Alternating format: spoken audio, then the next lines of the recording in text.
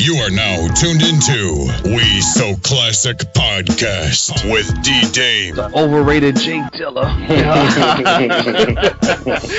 Drama. Lou Hall. Yo, it was corny. If it's corny, it's corny. He's not gonna kiss his ass. I mean, it's corny. The Recess. Remember, we were talking about positive role models and actuals. And then on this one, you had the son and the daughter. The daughter was a slut. And the son was a dumb motherfucker. And they're white trash. And Prez. I can't remember who the MC was, who the dude was, but he was saying if Biggie was alive, he probably wouldn't have did any songs with them dudes. You know what I'm saying? Like, so you know, like, you're right.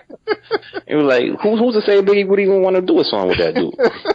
We So Classic Podcast. Alright, yes, here we go. We So Classic Podcast, episode 14. This is our monthly look back on 30, 20, and 10 years into the past. And that's covering music, movies, sports, and etc. My name is Dee Dame. Who else we got in the building, man? Definitely got Lou Hall. What's poppin', man? Hey, man. Ain't nothing, man. It's a brand new day. Yes, what's up? That's what's up. Who else we got in the building, man? What up, man? You got Prez. What's going on? Chillin'. What's good, my brother? Everything good. Maintaining. No doubt, no doubt. Who else we got in the building, man? Big Recess, what's good, D? Chillin'. What's going on, brother? Every day. Yeah, let's go, man. That's what's up. I just want to let you guys know that this past week we actually had our biggest subscriber numbers that we had so far in the past week and shit. So they'll say the podcast is definitely growing. What's up? And Prez, you was telling us the other day about as far as the content that we dropped in August. About the content? Yeah. About the number of episodes we dropped in August. Oh yeah. No doubt, man. We was going in. You know, this month we definitely have. I think we broke records, kid. You know, we broke records, milestones. You know what I'm saying? Including today's episode, we have a total of 9 for the month of August. That's what's up, kid. Yeah. That's what's up. We're getting it in. Actually, yeah. 9 or 10. Might be 10, yeah. That's right. Could be 10. That's right. No doubt. Right. Some people listen, I ain't calling nobody out, but other podcasts are dropping like 2 a month, yo. So Nah, man. they gotta step their game up, man. Well, big shout out to all of us, man. We're just going in, man, giving the people what they want. No doubt. Alright, like I said, this is our monthly look back, baby. We're gonna be covering August, the month of August, man, for 1986, 1996, and 2006. Y'all ready to get this poppin', man? Yes, sir. Yes, sir. No doubt. Alright, we're gonna start off with this music here. As far as music goes, wasn't too much really going crazy as far as the good music and shit. The good music, I should put it. in August of 1986, but I know on August the 5th we had Lionel Richie. You know what I'm saying? He dropped that Dancing on the Ceiling album. You know what I'm saying? That was the shit back in the days, man. You know what I'm saying? Because for us, I mean, as far as me, I know I had Michael Jackson, I had Prince, and then I guess it was Lionel Richie after that for me. You know what I'm saying? He was doing his thing, man. Okay, all right. That's good to know. I never really knew that, man. I never knew you was a Lionel Richie fan. Yeah, that dude was dope, man. That Dance on the Ceiling shit. I remember the video. The video was dope. Oh yeah, he had that ill ass afro too, right? His afro was crazy. Oh, yeah. Yeah, man. So this Lionel Richie album, and actually he actually went number 1 on the Billboard 200 chart, and he sold 4 million copies of this shit. What's up, man? Moving numbers. He moving numbers. You know what I'm saying? He was doing his thing, and this is one of the first albums that featured as far as bonus songs to help stimulate the sales. So they had bonus songs on the CDs and cassettes, and then they added a couple of extra songs on it and like longer renditions of other songs. So this is one of the albums that kind of started that trend of doing that, man. Yeah. As far as R&B singles, it wasn't too much. It was August, the weeks of August the 2nd and August the 9th. It was this artist named Jean Carney. I don't know if you ever heard of her. Never. No. Yeah, on the R&B chart, she had a joint called Closer Than Close. And then the week of August 16th to 23rd, you had Shirley Jones She dropped another joint called Do You Get Enough Love? I know y'all probably know what that shit is either, right? Never. I don't know what it is either. No idea. I don't know. But then we had August the 30th, Billy Ocean. Y'all know Billy Ocean, right? Oh yeah, absolutely. For sure. No doubt. No doubt. His joint called Love Zone was topping the charts back then, man. Was- like I said, mute. Like, was Caribbean Queen on that joint? Nah. No, that was the single. Queen. That was the single. Yeah. Like I said, August of '86. You know, it's not like the past month. We had a couple of high joints in the past month, so August was a little weak, man, on the music side. But it's all good though. It's all good. All right, that's it. That's it for the music. Anybody got anything that they looked up for as far as music goes in '86? What I do see is looks like August the 13th. Okay. You had MC Hammer, Feel My Power, drop. Word. He was putting it in since '86. Yep. Oh, that's what's up. Okay. Yep. Damn. That's news to me. That was actually his first joint, and I actually Okay. remember. You know what I'm saying? That was my first MC Hammer album. I heard. Hold on. You had that album? Yes, we was in Germany. God, hold on. You had that shit when it came out? Yes. Wow. Damn. That's crazy. Crazy.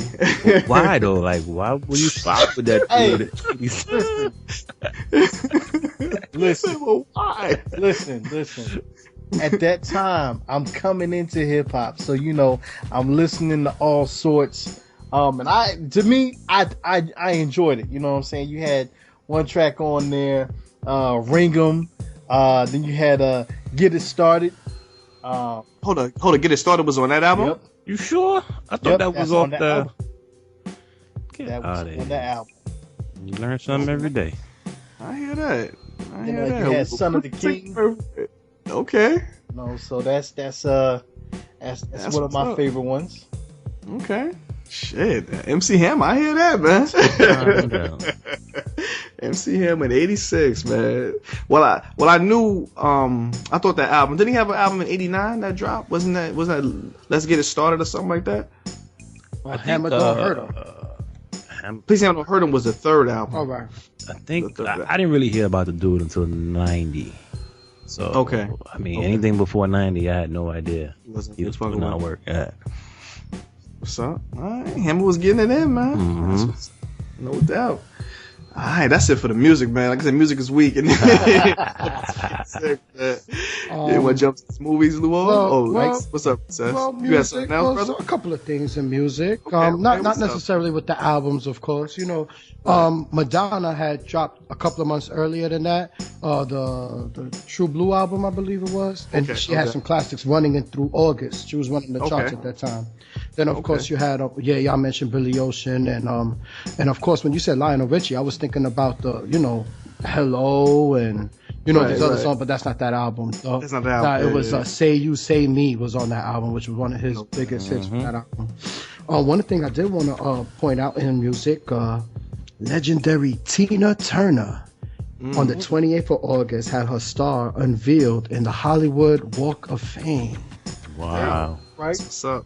That's cool. Yeah, That's man. Back And in I had 86. 86, yes, Tina Turner, right? So she was putting it in since the 60s with Ike. You know what I'm saying? That's true. Right after she ate the cake. So she would No, but I thought she didn't eat the cake. Oh, that's right. She didn't want it. Man. Well, she got it fed to her. She got it. I know. Y'all just can't go without fucking to my Tina get that ass beat Yo, and shit, nah, man. man, this I knew that shit was coming, yeah. and other beautiful things. Last night was the MTV Video Music Awards for 2016. Your boy Puff was seen taking pictures with his on-again, off-again girlfriend, Cassie. No doubt. Cassie's birthday, she was born on August 26, 1986. Okay, that's what's up. That's what's up. Yeah, another R&B singer that didn't have much time, Mario. Mario was also born on the 27th of 1986. So, when we go back 30 years, a lot of these youngins nowadays, they're 30 now. They're not youngins. Yeah. So Cassie is only 30? Damn. 30 years old. Damn, Puffy. God damn. Puffy is what? Puff is like what? 45, 45, 46. He definitely up there. and he been dealing with her for like what? At least 10 years, right? I think more than that. When did Ryan Leslie come out, LJ? 'Cause that's when he fucking stole her. He stole her from Ryan Leslie, right? What is that?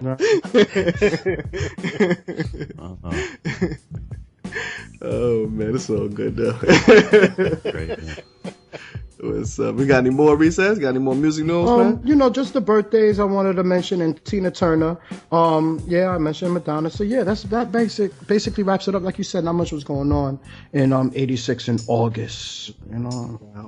All right, man. Lou Hall. Yo. All right, you up to bat, brother? What's up with the movies, kid? All right.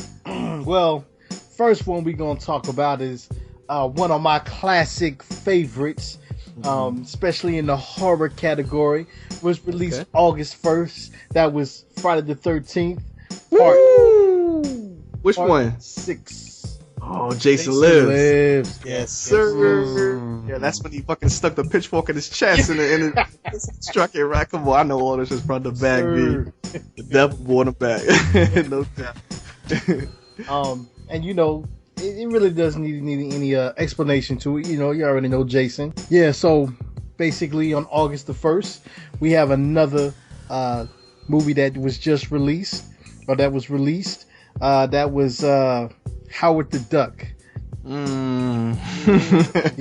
Howard the motherfucking Duck. Vulgar ass movie, yo. Straight B movie, son. That was straight B movie. Yeah, that shit was straight vulgar, yo. Straight to DVD. Oh my god. Let me stop. But at the same time, I liked it. You know what I'm saying? That was my shit. That was my shit back in the days. Exactly. No doubt. Howard the motherfucking Duck. I tried to watch that a couple of months ago, man. They had like duck titties and everything. It was crazy, man. It was ridiculous, man. Yo, what duck titties look like? This like duck titties, yo. Is that what you think they look like? Like chicken nipples? They had nipple? Chicken? Like hairy with some nipple. Yeah, it looked crazy, man. Howard the Duck was crazy. Remember, like, we talked about, as far as we went back to the older episodes, we were talking about like the classic cartoons, or like South Park and all of them, how it kind of started like the vulgar. Howard the Duck was vulgar as shit, I don't know if any other animated type things was doing that stuff back in the days. Howard the Duck, he was cursing and everything. It was crazy, man. Exactly. Crazy ass movie. All right. That's what's up. So then we jump to August the 8th. Okay. We have a Spike Lee classic that dropped, which was She's Got to Have It. Have it. No. First movie. First movie. Yes, sir. Yes, sir. Black and white joint, right? Exactly. Yeah. I didn't even see that till I think it might have been like the 5th Spike Lee movie I saw. I saw like all the other ones before I saw She's Gotta Have It and shit. It was dope though. It was definitely dope. Definitely dope. Alright. The next one we're gonna jump into, same day, another classic movie, Stand By Me. Ooh. Another classic. Another classic movie. Yeah, that was dope. That was dope. Oh, yeah. That was dope. That was dope. We're going to get into the next one, same day. Transformers the movie. No. We just covered this shit. The classic Exactly. classics ever. Come on, man. The death of Optimus Prime. Yeah. Come on, man. Yeah, I guess. Yeah, that makes sense. 86. Yep. Yeah. Oh, yeah. Damn. So that shit came out in the movie theaters, right? Yep, came out of the movie theaters. Dope. That's what's up. Then on that same day, we're going to mention this one, One Crazy Summer. Don't know if everybody has seen that, but yeah. Nah, never heard of that one. Was it good? Yeah, I liked it. You know what I'm saying? Okay. Yeah. What's up? Then on August the 15th, you had a John Candy classic, which was Armed and Dangerous. All right. Then on that same day as well, you had The Fly. Yes. Another classic Goldblum. horror suspense movie. Creepy ass movie, yeah. That shit was scary. The sex part was hot, though. Most definitely. All right. We're going to jump into August 22nd. We're going to hit you with The Texas Chainsaw Massacre Part 2. Part 2? Part 2. So that came out in 86? 86. Because the first one came out in like 77 or 78? 78? One of them years. Damn. Wow, that's a big gap. Oh, man. Huge guy, man. Damn. Chainsaw Massacre 2 was off. All them shits was off the hook. I don't give a fuck. All shits off the hook, yeah. These movies laid the groundwork for the door horror movies, man. No doubt. Chainsaw Massacre was early, yo. Oh, yeah. Early with the fucking... Woo, he used to put them up on that hook and shit. Oh, yeah. Oh, man. Leatherface. No joke, yo. No joke. Got the white people back for lynching. That's right. No doubt. That's what's up. That's what it is, man. You're gonna behave yourself, Risa. See that we started with the connection already, right? That was a preemptive strike and shit. I'm sorry, Prez. I'm sorry, man. No strange fruit today, man. Strange Continue. fruit. Wow. And the last movie I'm gonna mention, some of y'all may not have seen this before, but I'm a huge horror movie fanatic. I worked at Blockbuster, so I used to get these movies for free. Night of the Creeps. Okay. I remember. I never saw it though. I remember. Yeah, I it, though. do remember. Never saw it either. So that's what's up, man. That's gonna be it for all the movies. No doubt. Anybody got any parting words on the movies, man? August '86. Nah. Nah, not really. I don't remember going to the movies to see any. I think The Fly. I didn't see none of that stuff. And mind you, in previous episodes, I said how many movie theaters was around in my area. Right. Nah, I didn't see none of those that Lou Hall mentioned. I think I was still young, still a little too young for those movies. Still young. No doubt. Howard the Duck, yeah. I can't get over that shit. How crazy that shit was, man. That's what's up, man. Alright, no doubt. So that's the movie section. What we gonna hop into now, man? How about we get into want to get into the sports?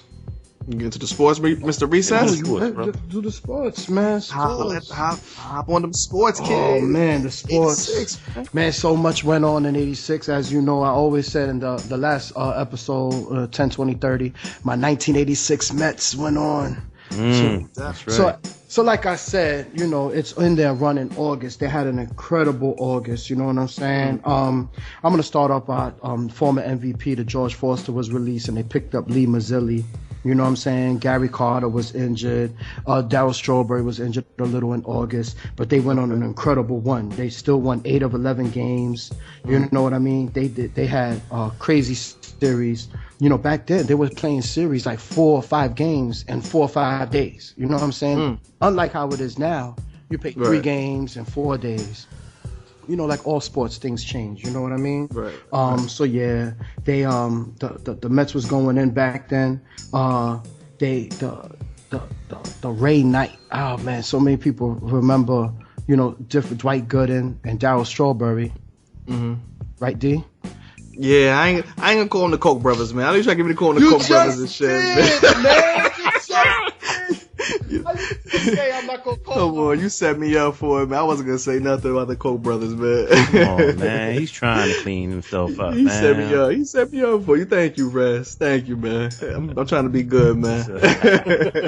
Well, besides the Koch brothers, you had Ray Knight was a clutch New York Met, and after losing 2 games to the Cubs, the Mets ran off 3 straight wins in August, and some of them were with the clutch hitting by Ray Knight. Bobby Ojeda was pitching in the series finale, and Darryl Strawberry went 3 for 3 with 2 home runs. August was big for the Mets back then, man. Yeah, and mind you, they also clinched the NL pennant against the Expos in that series in August of 1986. Yeah, definitely. I wanted to also mention that the first home run by anabolic steroid user Mark McGwire. Wow. Yeah, it happened. So he was probably clean at that. He's point. probably clean there, right? Yeah, his first back one. then, yeah, that he was. Oh, he's mad skinny and shit looking, right? Yeah, he probably was able to as a youngin get away from the influences of the steroid juice. It wasn't that much popular back then, you know what I mean? But that happened. Now, I wonder, was that shit even legal? That shit might have been legal back then. Yeah, it was. Yeah, I think it was legal back in the 80s and shit. That's why I don't understand why these knuckleheads didn't just say that. Like, you know, they could have saved themselves a world of trouble. Just been like, yo, it wasn't against the fucking rules. You know? Exactly. Everybody was doing it. I did it. All that shit would have been done. What you had to say. All of them people that went through all that drama, him and bonds and all that shit, and millions of dollars that was wasted. Yeah, it's crazy, going to court and all that nonsense. Yeah.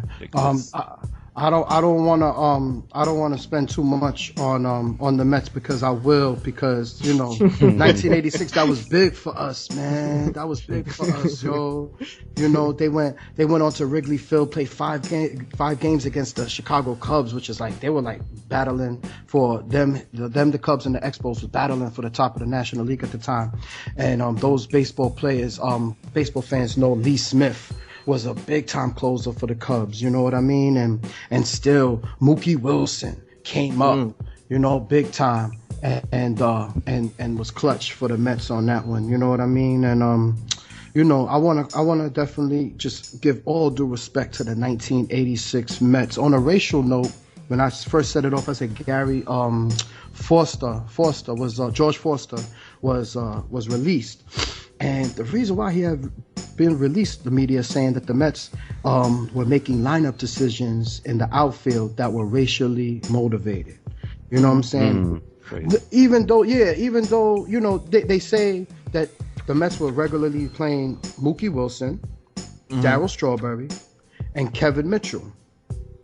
And George Foster, who was a former MVP, he was only hitting 227, 13 home runs in the 72 games in the last of his 5 seasons with the Mets. So that's why they let him go. Right. But, you know, I had to put that in there because racism is crazy.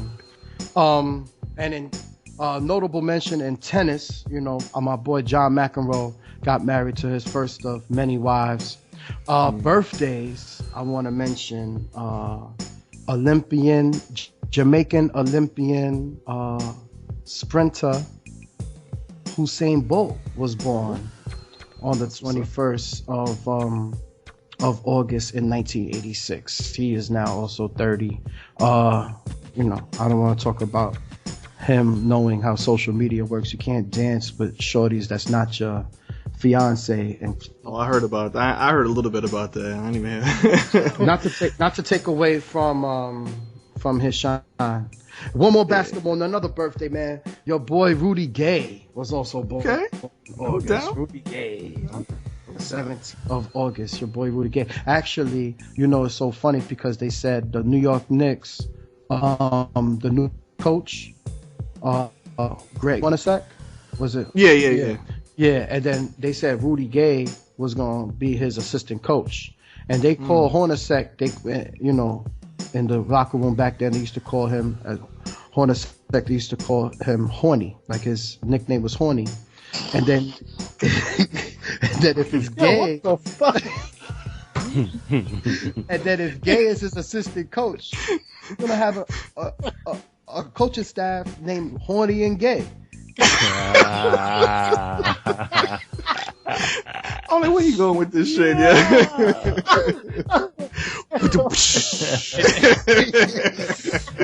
Sorry. And then we have to pick up a player named Rose. No doubt. Next is Tulip and Daffodil. Anyway, so yeah, that wraps me up in sports for 1996, not to be confused with any other year. You mean 86? 86, brother. 86. Smoking that shit. Negative. Nah, it's so good. Oh, man. August of 86, right? August of 1986. No doubt. All right, Big Press. What's good, man? Yes, sir. What up, man? Just a quick note on sports. There was a basketball player who also celebrated a birthday same day as Rudy Gay. His name was Tyrus Thomas. Thomas. He's not very well known, but it's a bum. It's a bum. No doubt. Yeah, you know, he was. He did his thing on his rookie sophomore game a few years ago. He did his thing. I think it's a bum, yeah. I can't dispute that because he's no longer in the league. So is it? Oh damn! Yeah, he's no longer in the league. No, I think he's in the D League now. Oh man! But anyway, just wanted to. Wasn't it Chicago? That gotta be he was. That gotta be the worst though, yo. Nah, this is a different dude, man. This is I know you thinking about. This dude was he came out of Charlotte. He was drafted by Charlotte. The other dude was I know who you're talking about. He was in Chicago with Eddie Curry, right? This two dude's named Tyrus Thomas? I believe, yeah. This dude is totally different. This is somebody totally different. It's a different dude. Oh, okay. Wow. Mm-hmm. But anyway, that was just something else I came across. On to the news. You know, on to the news. Unfortunately, man, they had a couple of events that took place in August of 1986 that were pretty sad, I guess. You know what I'm saying? Pretty tragic. The first one happened in August 20th of 86. It was the Edmond, Oklahoma postal shooting. Basically, this dude, this guy came in. Basically, he was a part-time postal worker, and apparently he was reprimanded by his supervisors on the 19th of August, 1986. So my man went home, and I guess he felt a way about that shit. Came back on August 20th and lit that shit up. Damn. Killed his supervisor. He killed I think it was two supervisors that had reprimanded him. I think he killed both of them shit. In addition to just his coworkers, you know what I'm saying? In addition to like just regular cats that was just working there. But he killed mad people and shit? Yeah, it was 14 people killed him. Damn, he killed 14 people? 14 God people. Damn. 6 others were injured. Damn. And interestingly enough, one of the mail carriers that were killed was the grandson of Newt Rockne. Wow. Newt Rockne, the coach from Notre Dame, legendary coach. His grandson was a postal worker in Oklahoma, and he ended up dying that day as well. So this dude, he was just like, you know, of course, after the fact, it was like, yeah, he was a weird dude, you know, ever since high school. You never really seen him hanging around with nobody. He lived at home with his mom, and then his mom passed, you know, several years before. So, you know, that kind of like, I guess, affected him mentally or whatever. He had nobody else. Former Marine also. I was going to say that. I know a lot of postal workers are former military and shit. Military. So, yeah, probably had that fucking what's that shit? PTSD? PTSD. Yeah, he probably had that. Yeah. But back then, you know, they didn't do any kind of studies for no PTSD. They just, right. You know what I'm saying? It was just what it was, you know? So interestingly enough, this is where the term going postal came from. Wow. This was the first like incident at a post office that created the term going postal. That's crazy. People use that as like kind of like a joke and shit now. That shit ain't even funny at all, yo. I know we killed 14 people, man. That's crazy. 14 people, man. Damn. Yep. And there's been other shootings in the postal service, you know, I've come across in my research, but this was obviously the worst, the most tragic. Yeah, that's crazy. Yeah. So to keep the mood as it is now, obviously August 86 was a fucked up month, yo. Since we're talking about bad news, you know, mentioning incidences, we might as well keep it there. There was in August 1986, August 26, 1986, there was the Preppy murder. Preppy murder that took place in New York City, Central Park to be exact. Was that Preppy killing motherfucker, right? Yeah. This dude named what's his name? Robert Chambers. Yep. Robert Chambers. And so basically, this dude, he is he was living Upper East Side, you know, privileged kid or whatever, 19-year-old. He was out drinking one day, and met a young lady in a particular bar. And the two of them, I guess, got to talking, got to drinking, and then they decided to, let's blow this joint, man. And I guess they found themselves walking through Central Park, and apparently he assaulted her, raped her, and killed her. Crazy. And left her like on the side of a tree and whatnot. So, later on, they found her, and one of the witnesses said that they saw somebody that fit the description of Mr. Chambers in the vicinity, and police during their investigation, they found out that he really was with her, even though he denied it. He denied he even knew who the girl was. Come to find out through the investigation that he was lying. Finally, he did admit that he did know her, and he didn't. The killing was accidental.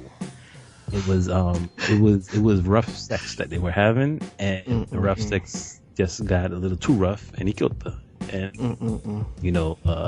he tried to say that I guess that was his defense. Right. So even in 1986, they felt that rough sex is a defense for rape and murder. This dude, he felt, like I said, he's a privileged kid. You know what I'm saying? He felt like he probably can get away with it or whatever the case may be. Get away with it. Yeah. You know what I'm saying? But he didn't. He was sentenced to 5 to 15 years in prison. 5 to 15 years. Interestingly enough, Prez, just a couple of days ago, I think I seen something on the news about him, whether he was up for parole or something. So with a sentence of 5 to 15, depending on good behavior, you can get out closer to 5, maybe 7, whatever the case is. He was such the opposite of a model prisoner, through drug violations and weapons they found in weapon infractions they found in his cell. He ended up doing the full 15 years. Wow. He did the full 15 and came out in 2003. No. Got out in 2003. I thought he was still in there. Check it. Now, so he lived as a citizen, right. 2003 to 2008 when he was convicted of selling drugs. Damn. So between 2003 and 2008, he bounced around. I guess he moved down to Georgia. Wasn't working for him out there. Came back to New York. Got into drugs, dealing, selling, using, all that good stuff. And he got arrested again. And so 2008, he was sentenced to 19 years in prison. So we won't see him again until 2027. True piece of shit. True piece of shit. Yeah. That's bananas, yo. That's bananas, man. Yeah, man. So enough about that bastard. Taking it over to West Africa, country of Cameroon. Also, another tragic event took place. Yeah, man. He said, "Damn." August '86, man. It was rough. Man. There's apparently a volcano that has been lying dormant for quite some time, hundreds and hundreds of years. But on the evening of August 21st, 1986, there was a rumbling that was heard, and shortly after, it was a huge cloud of, I guess, white smoke that came out of the dormant volcano. And it was basically a lake. It was a crater within the volcano that had a lake, and within that lake it had carbon monoxide. So it just, I guess I guess I don't know the technical term for it, but the volcano kind of didn't erupt, but it just let off that poisonous gas, that poisonous carbon monoxide gas, and 1,700 people were killed. Yo, that's some depressing ass news, bro. What's going on? Sorry, man. I mean, this is what it is. About to slip my wrist and shit, yeah. Nah, that's crazy though. 1,700 though. From small farm town, you know what I mean, in Cameroon, and majority of them died in their sleep. It's that carbon monoxide, man. That shit is that shit is crazy. Natural from this freaking volcano. They said that 1,700 people, all the animals, all the farm animals, all the cattle dead. God, they said took the whole fucking town out. They said the insects dead. Damn. The flies. When you have a dead body, you normally get flies buzzing around. Yeah. Like the flies that be in your crib. They go one right there. Walked right. Hey, listen, man. It's crazy, yo. No doubt. I had to work cockroaches. Fruit flies. Yeah, that's crazy though, man. I should have took everything out. Yo, the fly is dead. So God damn. Yeah, it was very tragic. There was global effort to try to figure out what was going on and how to try to prevent this from happening again. So several countries, they came up with a plan. They installed, I guess, these pipes or whatever in the lake that can, I guess through certain times of the year, they release pressure.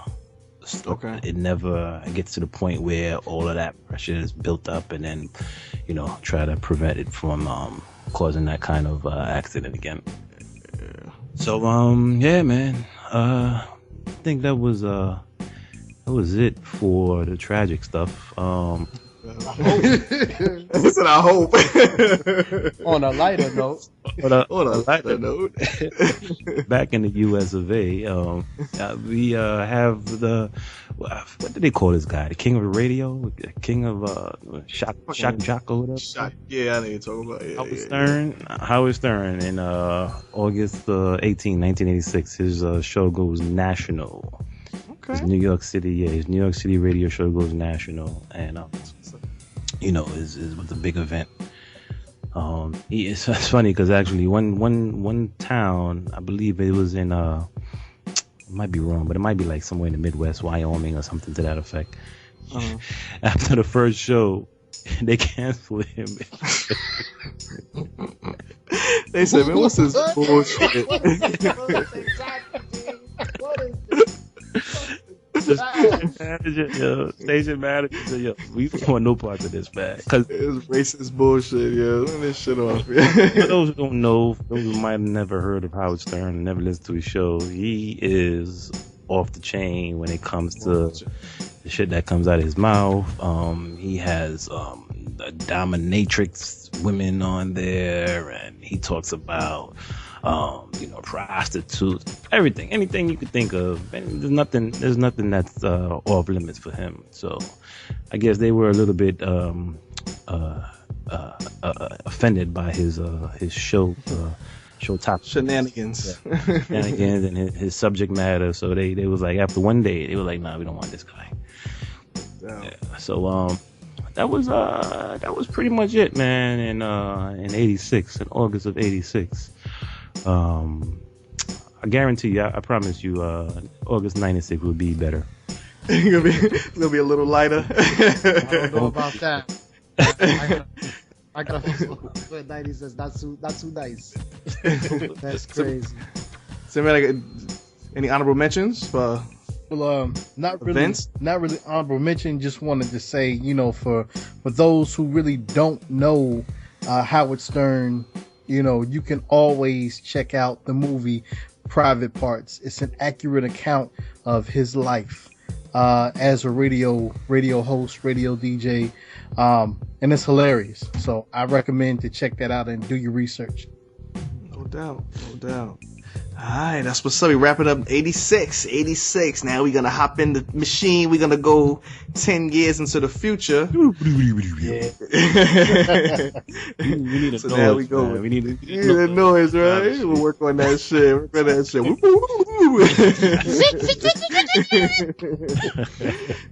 We're gonna go to August of 1996. So we had a couple of releases on August 13th. As far as albums go, we had your man Blase. When the East. Yeah, man. He dropped this album, blah blah blah. Okay. What was that joint on there, y'all? When the East is in the house. Oh my God. Danger. Yes. That's obviously his biggest song. I don't know what he did after that shit, but but that song was the shit. That song was popping, kid. That's what's up. So then we had Cypress Hill drop an album called Unreleased and Revamped. We had a whole lot of remixes and stuff from some of their previous songs, like Hits from the Bong and a couple other joints. So I'm saying remix album, which is dope. Case, your man Case, dropped his debut album. Yeah, man, he had that smash hit featuring Foxy Brown. That touch me, tease me. Damn, yo. Case was dope, man. Case was dope. You know how we never can just say shit. We gotta sing this shit out, yeah. We can never just fucking say the song. Yeah, with Case, Touch Me, Tease Me, featuring Foxy Brown, man. Was that on the soundtrack, Luho? Yeah, that was on the Nutty Professor. Nutty Professor. Yes. Damn, we still didn't do the soundtrack show, did we? God damn. But yeah, man. 5 weeks and 5 weeks. 5 weeks. 5 weeks, 7 weeks and shit.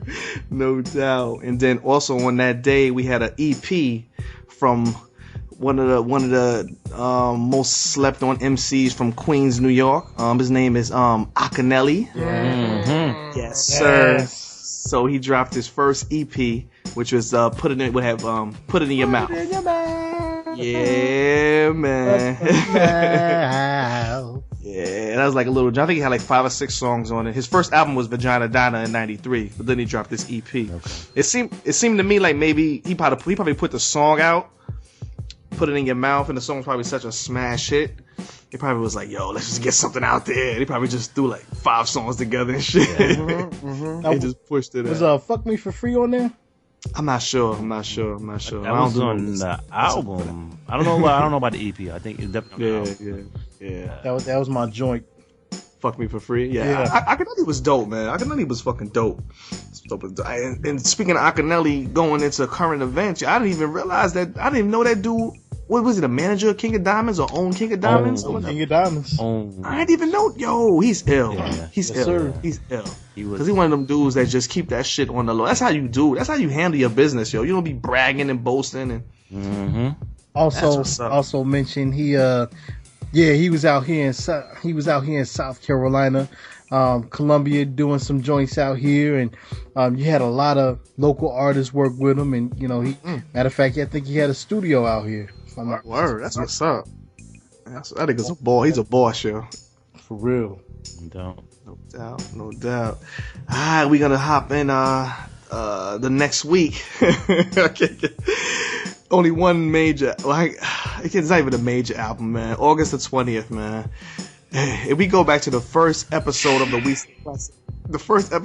So Classic podcast, we had the worst MCs list. This dude might have been like number 2 on the list.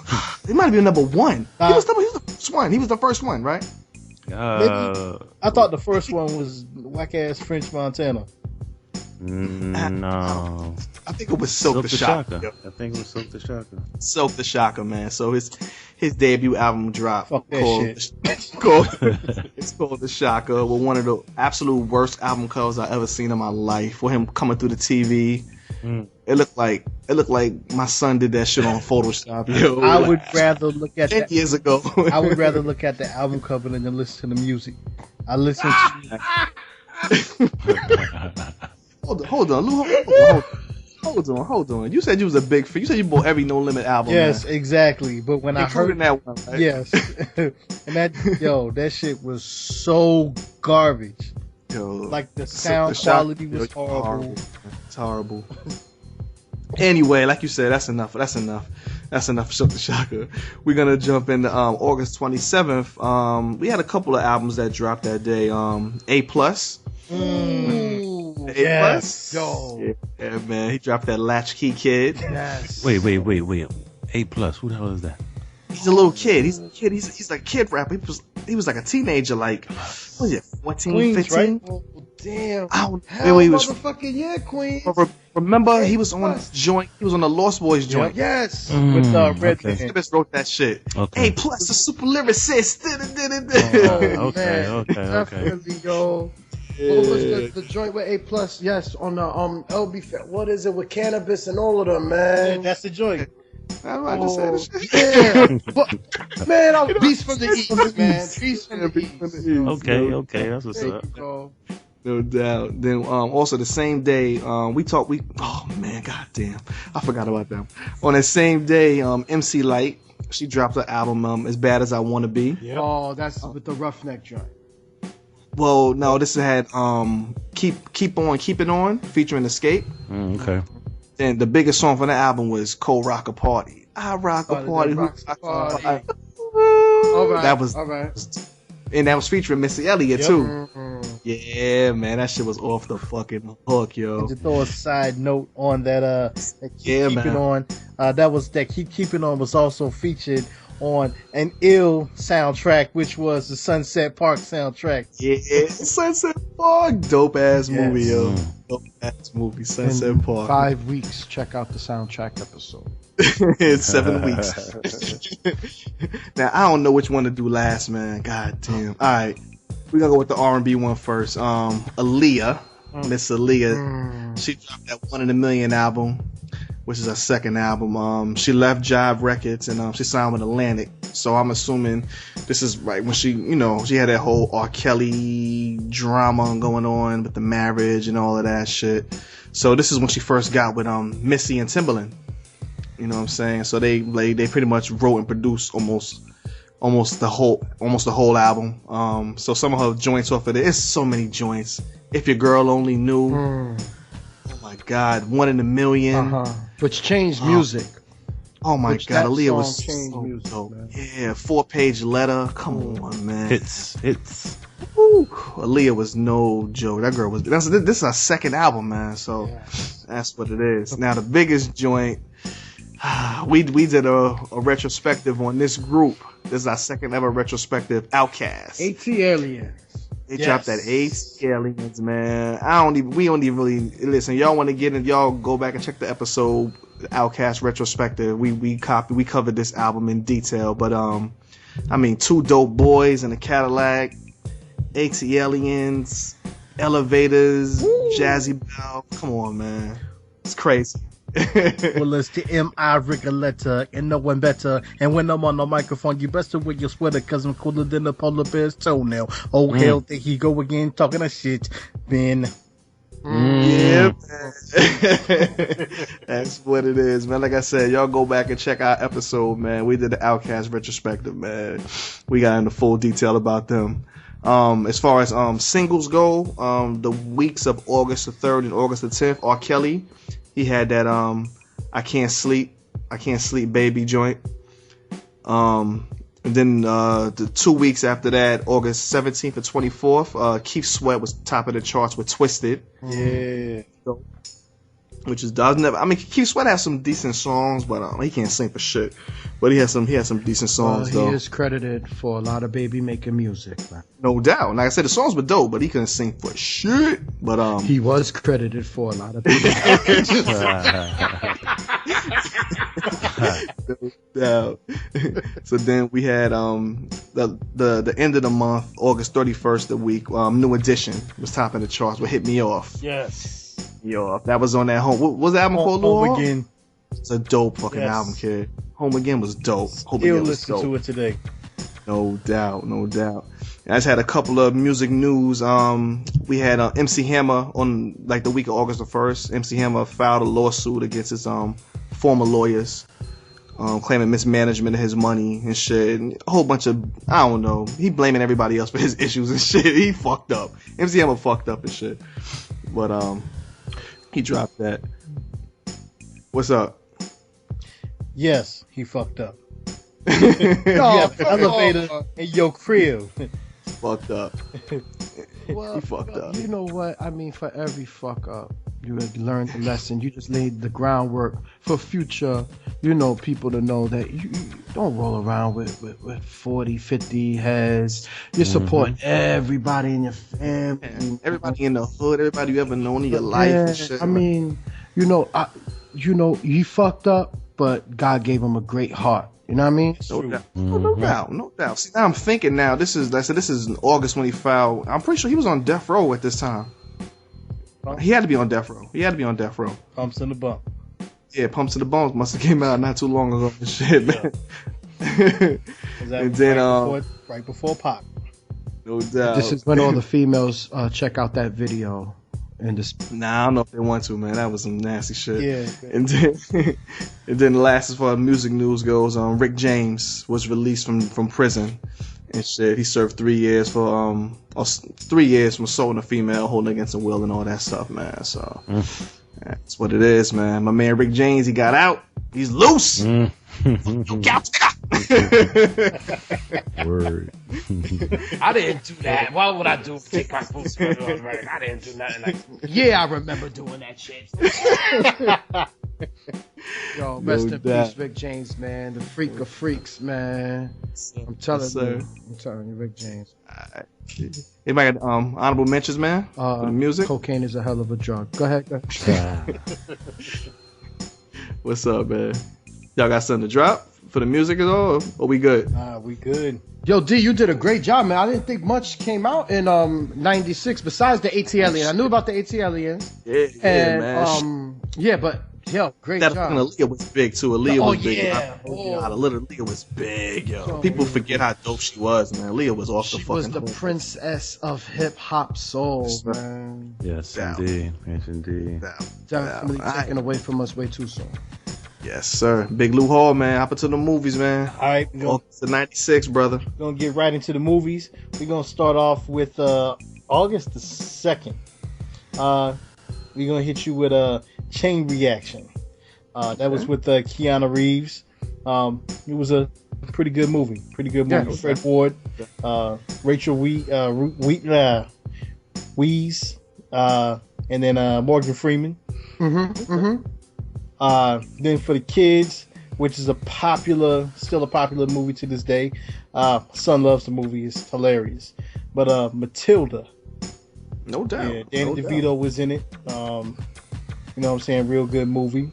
Now, this next movie on the same day we're gonna get into. We had a prior podcast which we talked about the hood movies, and popular hood movies. So this one would fit the category. Anything that Brian Hooks played in was my boy a hood movie. And that's episode 2. We So Classic Podcast, episode 2, Hood Movie Classics. And it's gonna be Fat Beach. Come on, man. I didn't even know they came out. That's my shit. Love Fat Beach, yo. Jermaine Hopkins. Love Fat Beach. Julio. Woo. I can watch that shit any day of the week, yo. Exactly. All right, we're going to jump into August 9th. It was a sequel from a movie called Escape from New York. The sequel is called Escape from L.A. John Carpenter directed it, and was also starring Kurt Russell. Right? Kurt Russell. Oh, yeah. That's what's up. Kurt Russell was a big movie star back then, man. He was big. He's big. Yeah. And he was with Goldie Hawn. Come on. Yes, man. yes. Come on, man. Yeah. You know better than that, man. All right, the next movie we're going to jump into on the 9th was Jack. Now, this movie was featured the late, great Robin Williams. Okay. I remember that. Diane Lane, Jennifer Lopez. Okay. And somebody who has a bit of a Quaalude problem. Bill Cosby. Oh, man. God damn it, it, man. Yo, Big man. shout out to Bill Cosby, man. Yeah, we left him out in 1986 because in August, Bill Cosby Show was running it with Fat Hip. Well, I'm pretty sure we're gonna get it. I'm pretty sure it probably been in like repeats. The new season probably started up in the fall or whatever. So, pretty sure we're gonna get into that shit. Yeah. So my man Reese learned how to use the mute button and shit, man. We be all good to go, man. We be all good to go. We be straight, yo. Oh man. But go ahead, Big Lou. And I think you might have saved it because I think we might take that Bill Cosby line out. So I think you did save it. So all right. Yo, why it gotta be man? Nigga blew his nose right into the fire. I did. I didn't even notice.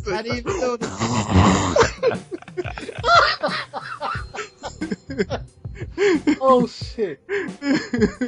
Hilarious, man. It's all good, man. It's all good. Go ahead, Lou.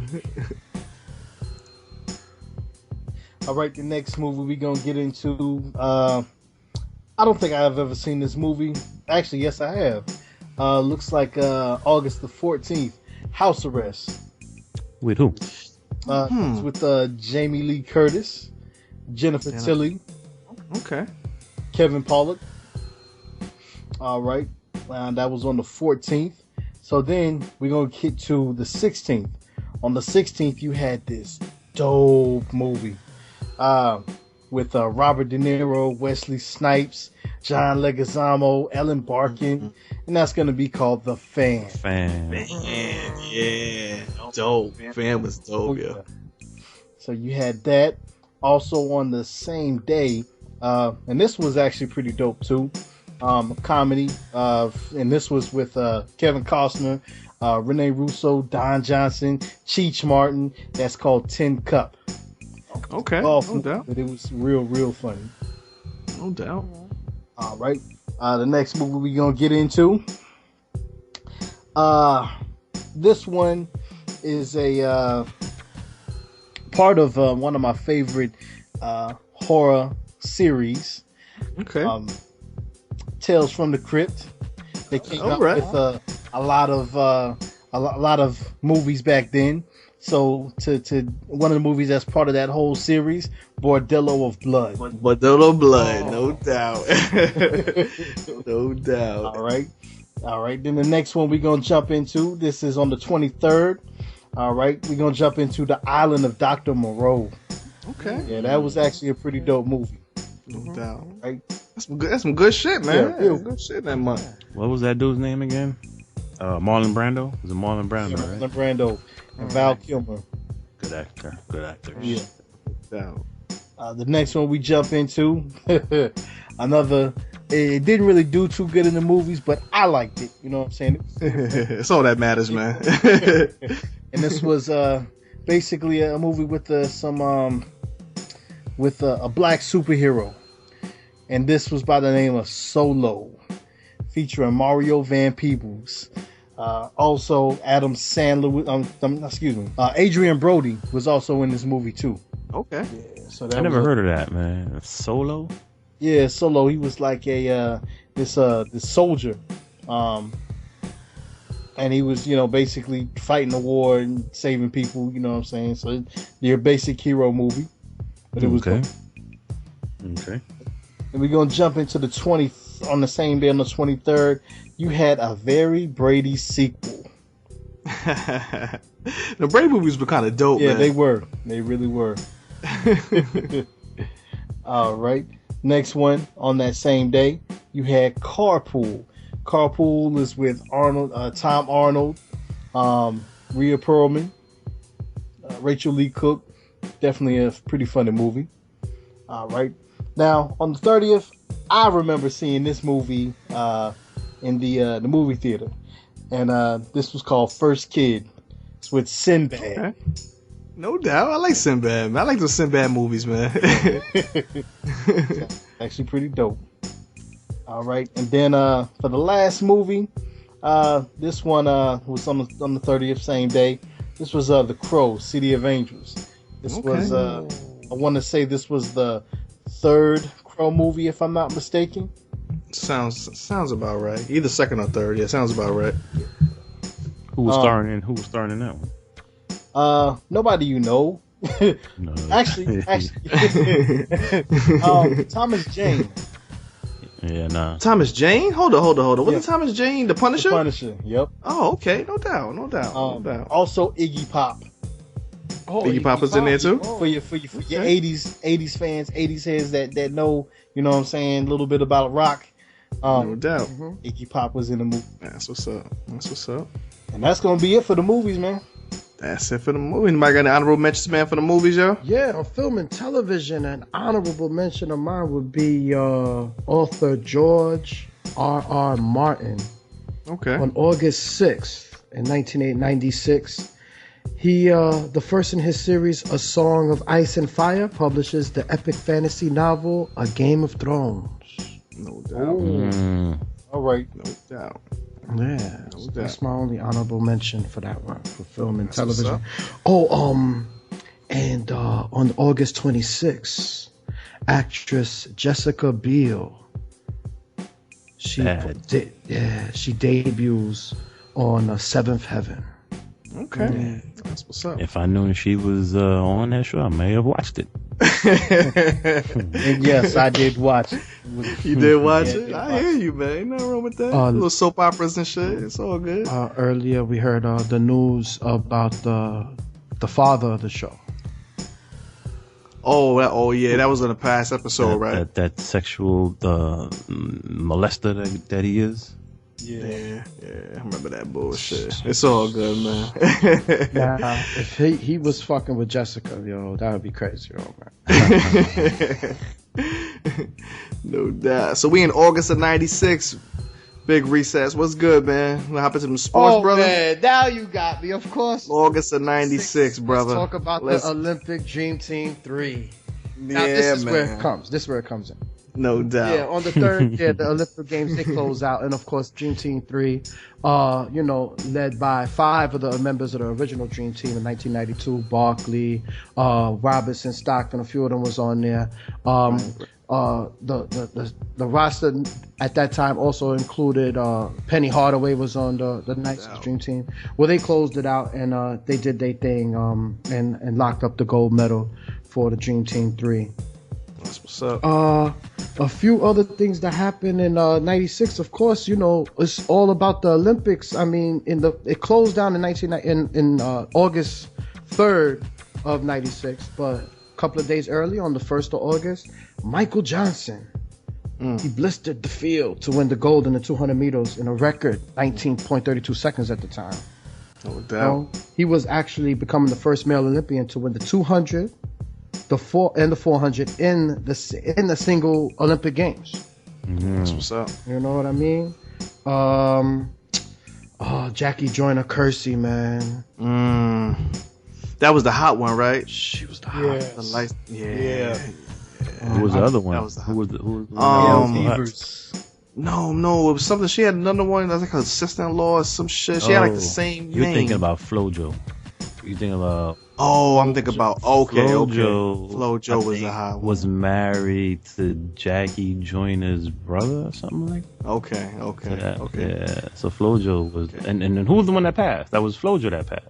FloJo. Yeah. That's what's up. Yeah, Jackie Joyner Kersey. She did her thing. She actually down on her final long jump attempt. It was an epic moment for women's Olympics in that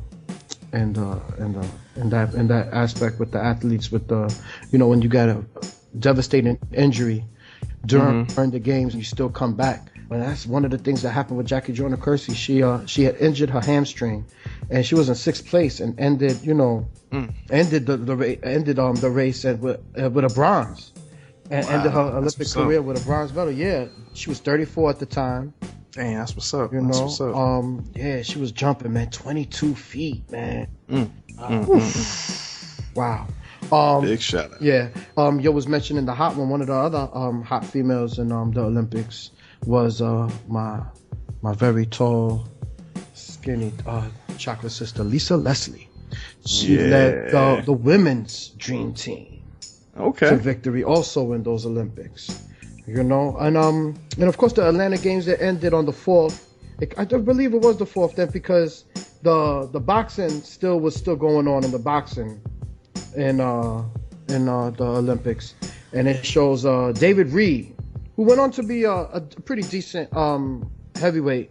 Heavyweight, right? Yeah. I remember him. Yeah, he was. It was a stunning win that he had. He had in the gold medal. He knocked out his opponent to win the gold medal in that one. There was a few other things that went on also. I remember your boy, and I was talking about baseball first with 1986 with my Mets. You know what I'm saying? 96. The New York Knicks. They ran the city. You know what I'm saying? But in August, they were in the off season, of course. Your boy Juwan Howard re-signed with the Washington Bullets for 7 years, worth $100 million. Yeah, remember that. I remember that. What's up? Yeah, I do remember that too. Ooh. Okay, and back to in the football. Your Dallas Cowboys defensive end Shante Carver, he missed a year for violating the NFL substance abuse policy. Damn. He received only a 6-game suspension, but he ended up. I think they took him out for the rest of the year, man. Okay. And last 10, 20, 30 episode, I talked about your other boy from Dallas, and he had a hell of a party, had cocaine, weed. You know what? It's been a bad week for my team, so let's just get up off him. So now that I hop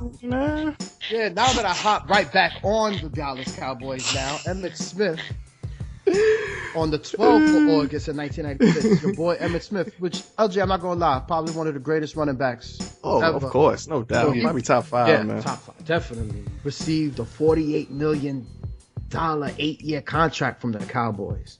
And that included an NFL record $15 million signing bonus. That's what's up. That's so funny how that shit sound now. That shouldn't even sound big. Exactly. It was like, damn, yeah, I know. That's crazy. Yeah, man. What a world, man. With fucking what's the face makes $70 million. Fucking the dude that signed with the Lakers and shit. Crazy, yeah.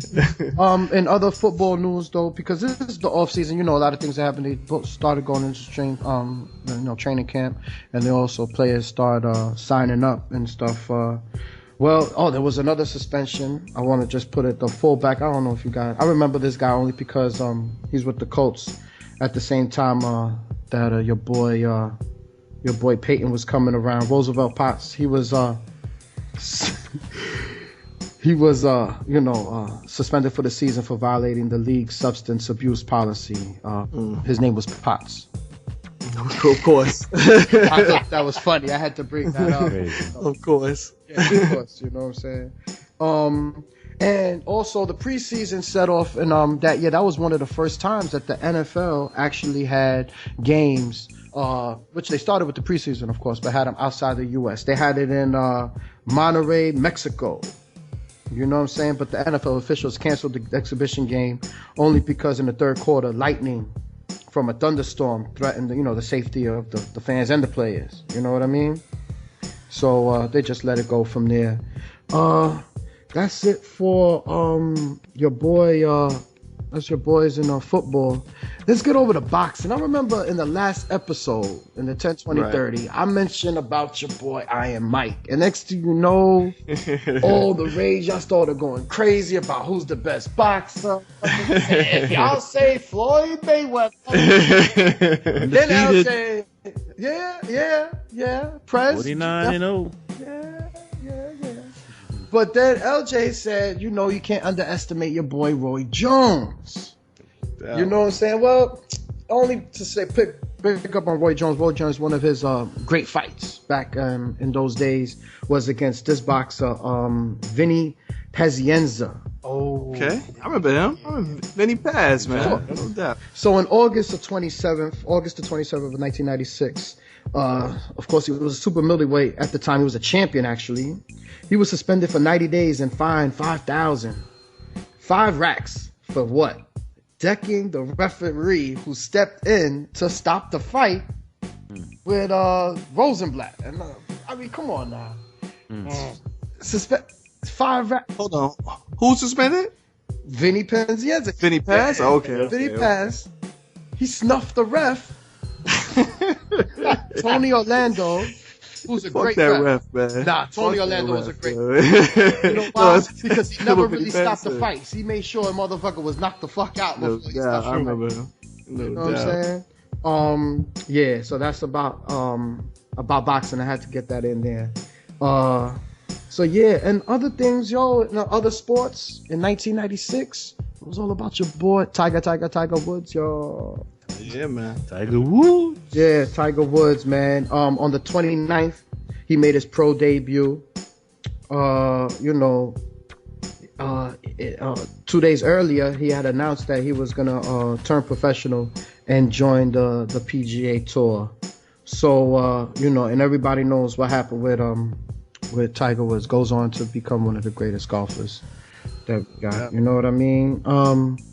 And that's it for sports that I got so far for August of 1996. 96. That's what's up. Honorable mentions, y'all? Yeah, I got something. It's kind of like could fit into the sports category as well as the news category. No doubt. Oh man, Hakeem the Dream Olajuwon.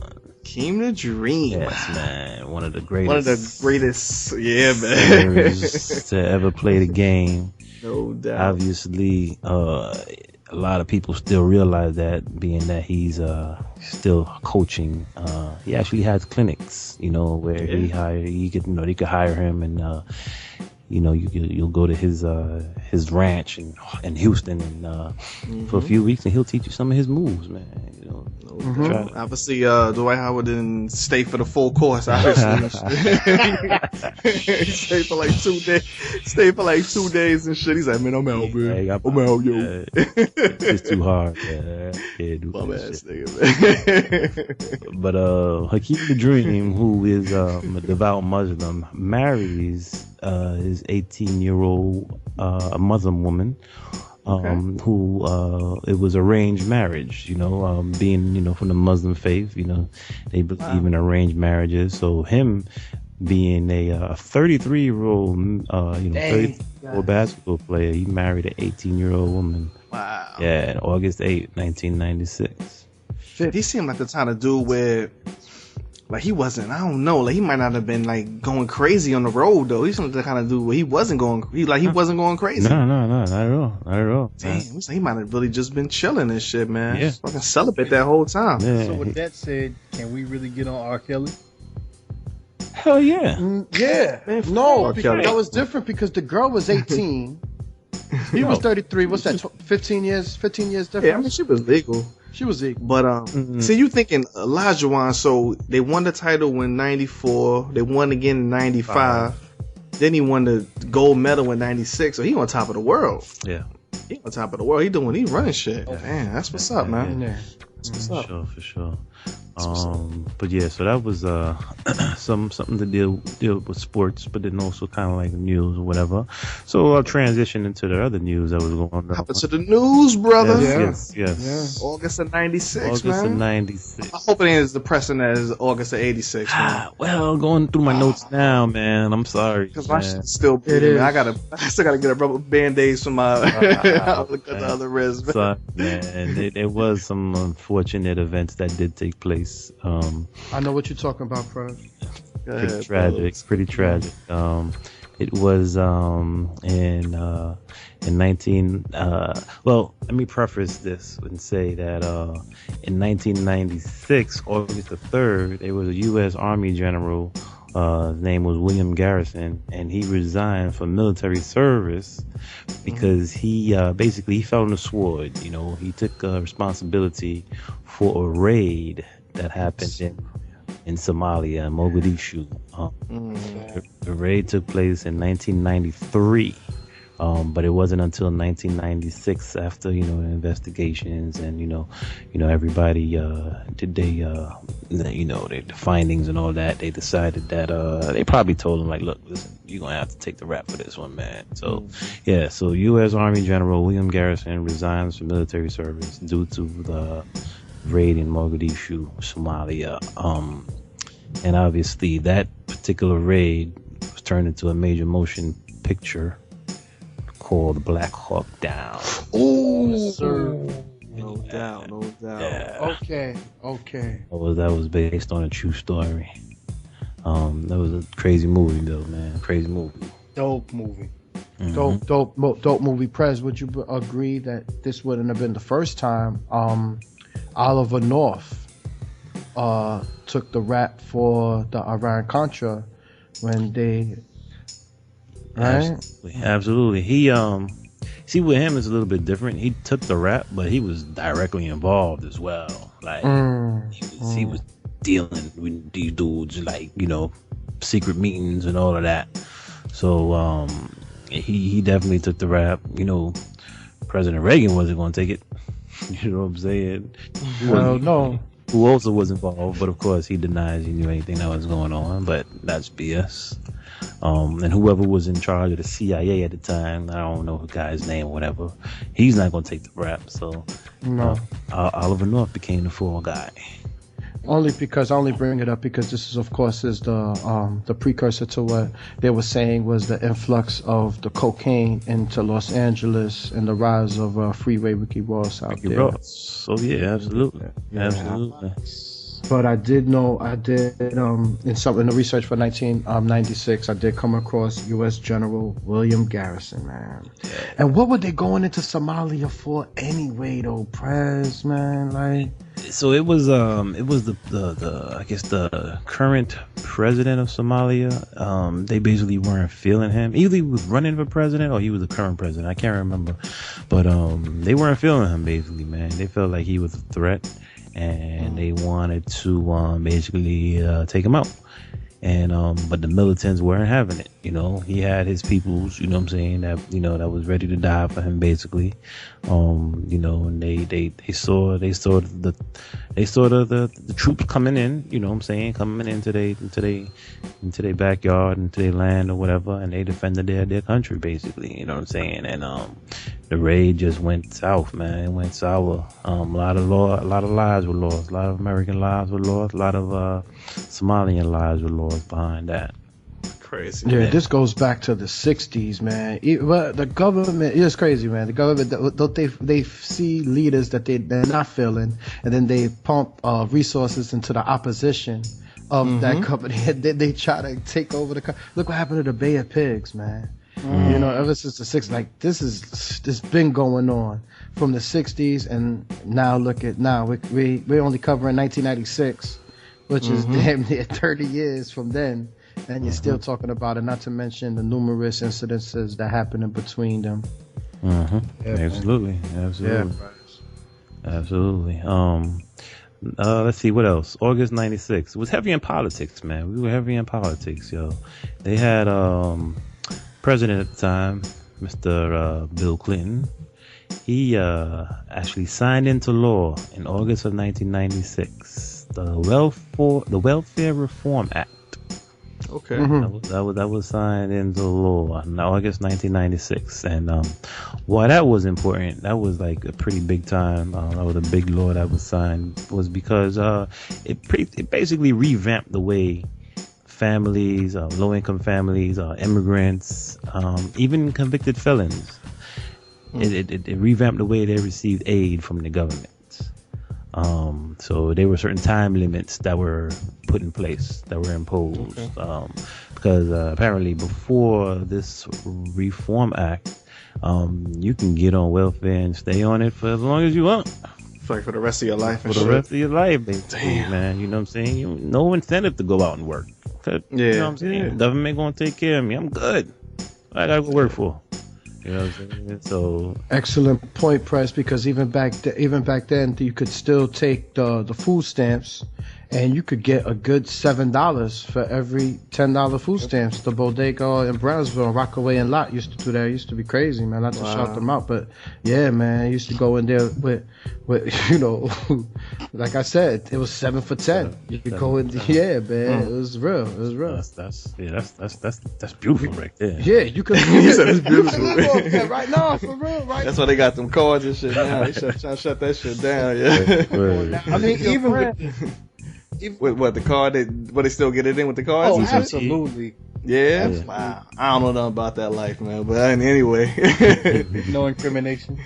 Yeah, we ain't got to explain how that shit go down, man. The rent is basically, the rent is like, you know what, $50, $100 maybe. Yeah. Yeah, $100. You know what I'm saying? Basically, I mean, come on now, and you're getting what, $600 from. Come on.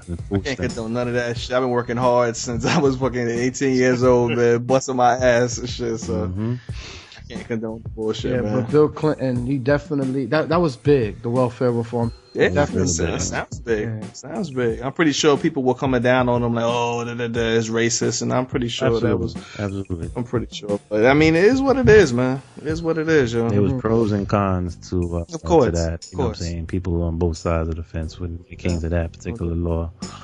So yeah, it was a big deal back then. Also dealing with politics, going back to Africa, actually, there were major South African political parties that started to submit to the Truth and Reconciliation Commission. So for those who don't know, the Truth and Reconciliation Commission was created to, I guess, basically talk about the atrocities of apartheid. It was decided to do a study to see, I guess is the best word you could use, to see, the effects of apartheid and, give the people who were directly affected a voice, to get in front of this, tribunal, I guess you can call it, and let the world know what the hell was going on and what it was like to be black and have to suffer through apartheid in South Africa. So a lot of political parties, they were just giving their testimony, their submissions, and a lot of the victims of apartheid looked at this commission as being disrespectful and unjust, since a lot of amnesty was given to all of these perpetrators. You know what I'm saying? So right. you realize that that apartheid was a tragic event. You realize that people died, people lost their lives just because of the color of their skin. So you create this commission to address it, but then you give everybody a pass, all the criminals, all the people that actually took place and enforced those laws. They committed murders. You giving them a pass. So it was very disrespectful to the victims. And a lot of people have said that you're not really trying to settle the affairs of apartheid. You just kind of like trying to wash your hand clean of it by creating this commission. So it was definitely a very tense time out there. August 1996 in South Africa. No doubt. Yeah. So on a lighter note. On a lighter note. Man, this is why people don't watch the news, man. Exactly. 100%. Thank you, Prez. Exactly. I'm thinking that shit for real, man. That's why people don't watch the news, man. All this bullshit that goes on, all these justices, and but we gotta talk about it, man. You can't just look the other way. Of course. Just sweep it under the rug, man. You definitely gotta talk about it. But back here in the States, NASA was making news on August the 6th of 1996. They said that they feel like there used to be life on Mars. They did their research, and it was evidence that life used to exist on Mars. And they said Mars is the closest planet that we can possibly at some point in the future get to and inhabit at some point. I don't know if that's ever going to happen in my lifetime or your life. That's supposed to be a big deal. No doubt. To add to that, back in '96. Around that time, I believe I was in this was my eighth. I was in 8th grade, and I was a part of this project at school throughout all of the middle schools called the Marsfield Project. And with that project, what we did is we had different types of studies, and we did certain things like different projects at home, and basically to show that we could actually live on Mars. And I remember I came up with this where it was a drill that drilled the water from Mars, purified it, and made it drinkable. And so that way you can either drink the water or you can actually bathe in the water. So when you said that, that just, brought me back to nostalgia, man. It's just like, wow, I remember actually, talking about that in school. That's what's up, man. Let me find out. You a junior scientist over there.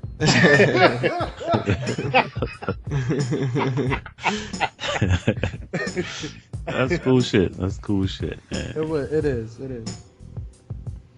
I think that's pretty much it, man. You any honorable mentions, man? Anything that popped off in August that you want to mention? Yeah. Back to Clinton. On August 6th, Billy signed a new bill. Now, peep this, right? Peep the verbatim, right? Mm-hmm. He signs a new bill imposing sanctions on non-U.S. companies which invest over $40 million a year in the energy sectors of Iran or Libya. Okay.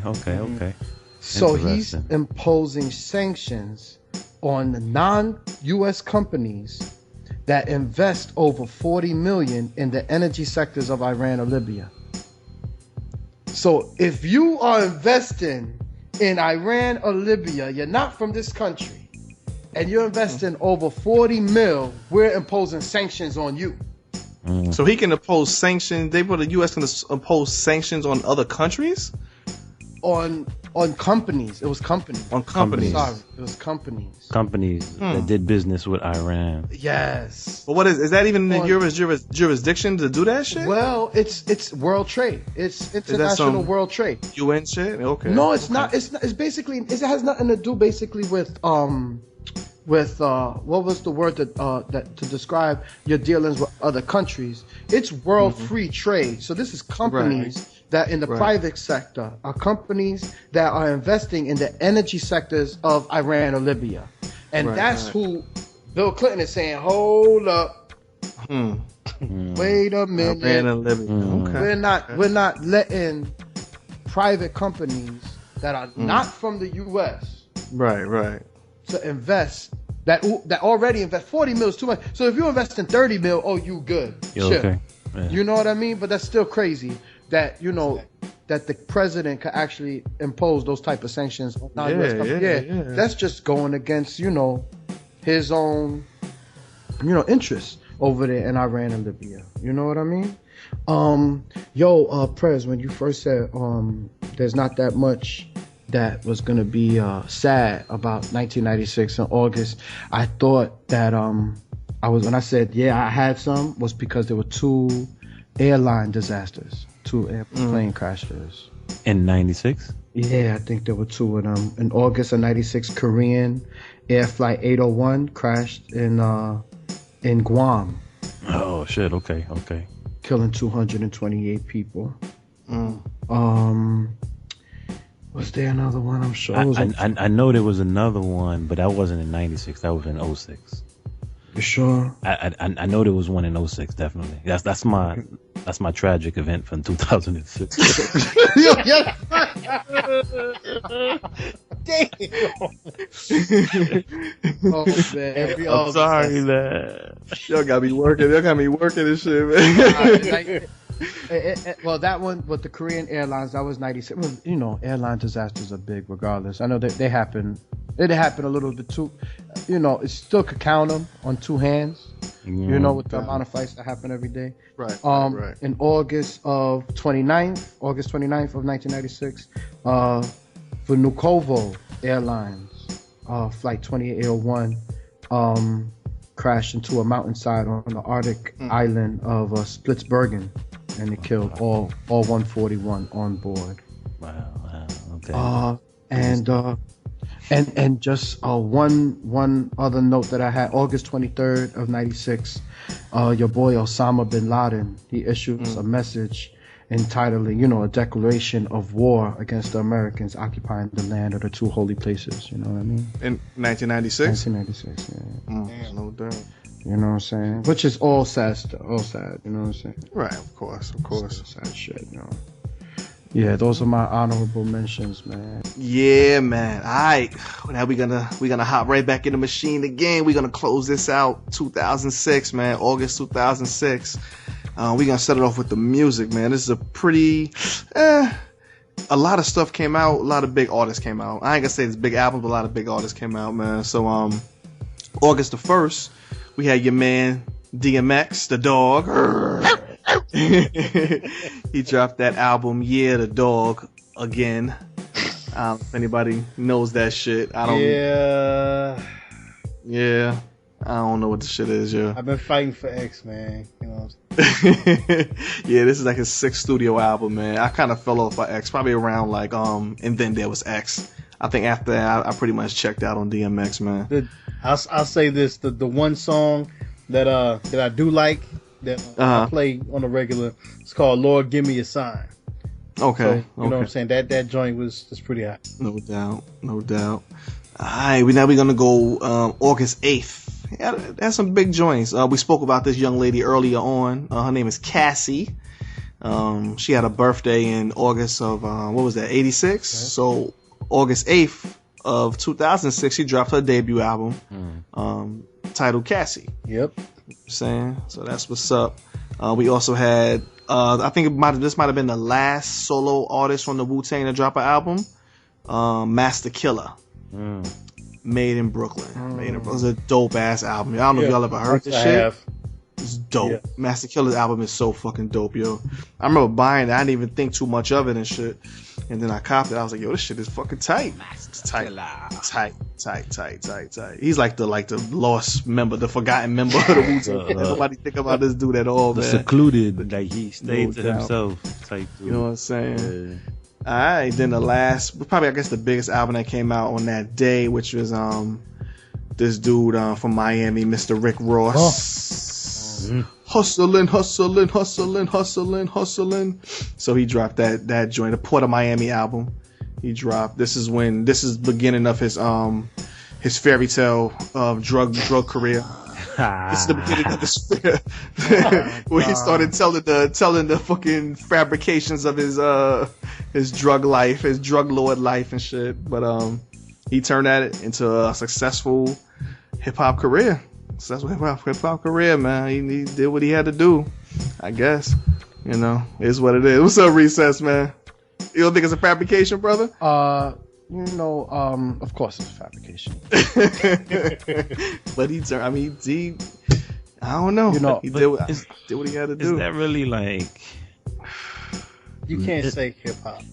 I'm just saying though. Isn't that what most rappers do though, man? He just happened to be exposed. 50 Cent got wind of him being a correction officer. So see, the thing is, what I was trying to figure out that time, it's like, if that's what you did, I mean, that's what you did. Be proud of what you did and shit. Now that doesn't sell though. Him coming out rapping about being a correction officer is not going to move any units. But you know what? Here's my take on it right quick. I feel like maybe he dealt in a little bit of weight, but not major weight. You know what I'm saying? Like, I don't believe any of it, man. But anyway, his name alone, Rick Ross. It's a pretty Ricky Ross. Yeah. I'm for that. I mean, and his new album, just it's. I ain't even hear it. I ain't gonna. I mean, the dude does make good music. Yo. He can spit. And his tracks is dope. His tracks definitely on point. Yeah, it is what it is. Man. A good voice. Like I said, I guess this is like us watching. I don't know. It is what it is, man. Anyway, we does his thing. We're gonna move on. August 15th. Obi Trice. Real name, no gimmick. know me on that Shady Records. He dropped on Second Rounds on Me album. Yeah, man. I don't think I heard this one. I heard the first one. First one was dope. I heard both. I remember hearing both of them. Obi was dope, man. Obi was underrated to me, though. Oh, he's definitely underrated. Definitely underrated, man. You know he got shot in the head? Damn. Yeah, he had got shot in the head and shit, yo. It's crazy. I remember reading that about shit was real out there in D-Town, man. I see. No doubt. Then August the 22nd, the underrated Jay Dilla. Oh, man. Nah, just playing. Fucking Jay Dilla. They dropped that Jay Dilla album, The Shining. Yeah. That job. You know about that one, Lou Hall? Yes, sir.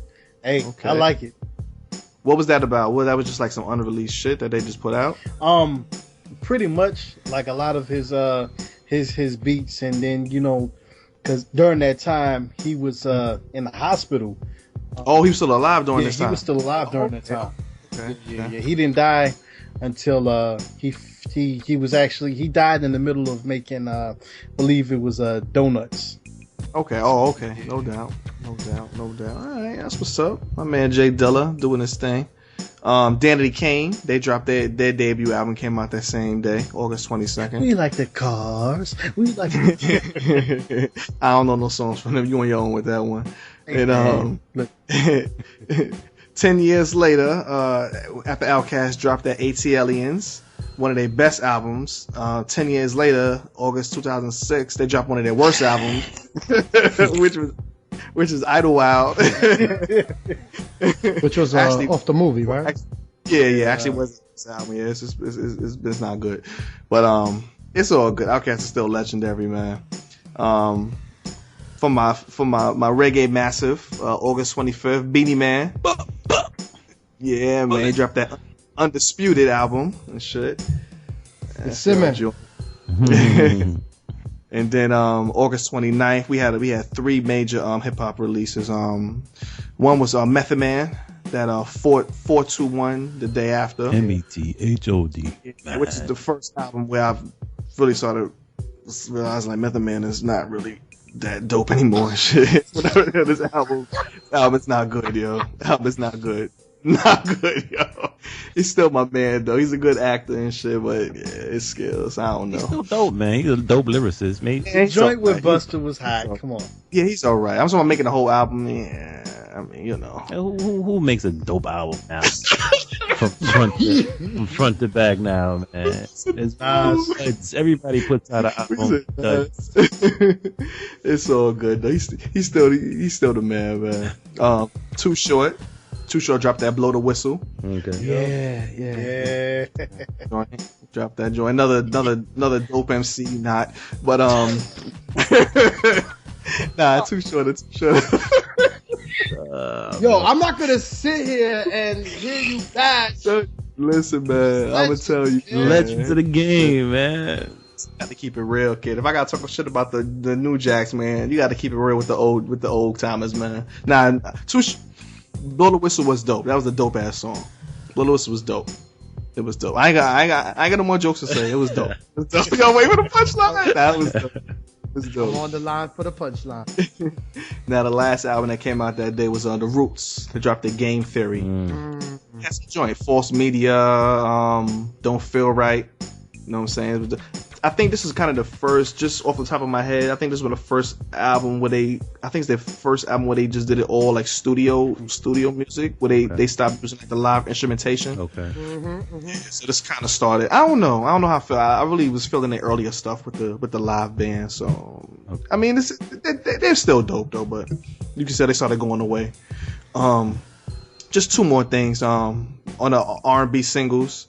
The 2 weeks of the first week of August the 5th and the week of August the 12th, Cassie, the aforementioned Cassie, she had a number one joint, Me and You, for 2 weeks on top of the charts. Then your man, the last 2 weeks of August 19th and August 26th. I know Lou Hall was rocking to this joint. I know he was doing the dance. He was loving this shit, man. Young Dro featuring T.I. Shoulder lean. I know that's just. Hey, listen, yo, I know the joint was on point. The joint was on point. I know it was, man. Y'all may not feel it, but yes. Oh, come on, Lord. It's part of history, man. It's part of history. The song is dope. I ain't saying he's ill and shit, but the song was dope. The song was dope. That shit traveled up to New York, man. People was doing the shoulder lean and all that, man. So that was what's up, man. Yeah. All right. Then my brother came out with Lean Back. No doubt. Your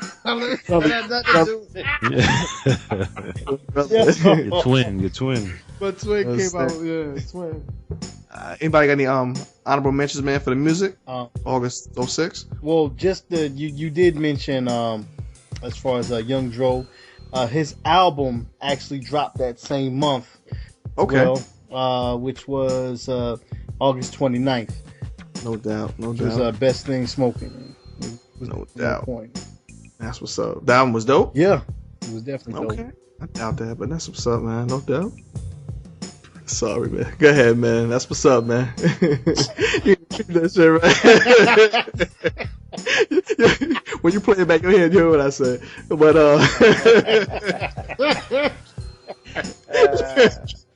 continue. That's what's up, man. All right. Also, got any more? There was another one that wasn't mentioned on the R&B side back on the 22nd, which was Khalees. Khalees was here. No doubt. Yeah. What's that? That was the joint. I Hate You So Much. I Hate You So Much joint. Yeah, Bossy. Okay, that's what's up. No. Yeah, that's a different joint. This joint is called Bossy. Okay. Yeah. That's what's up. All right. That's it. That was it. Doubt. All right.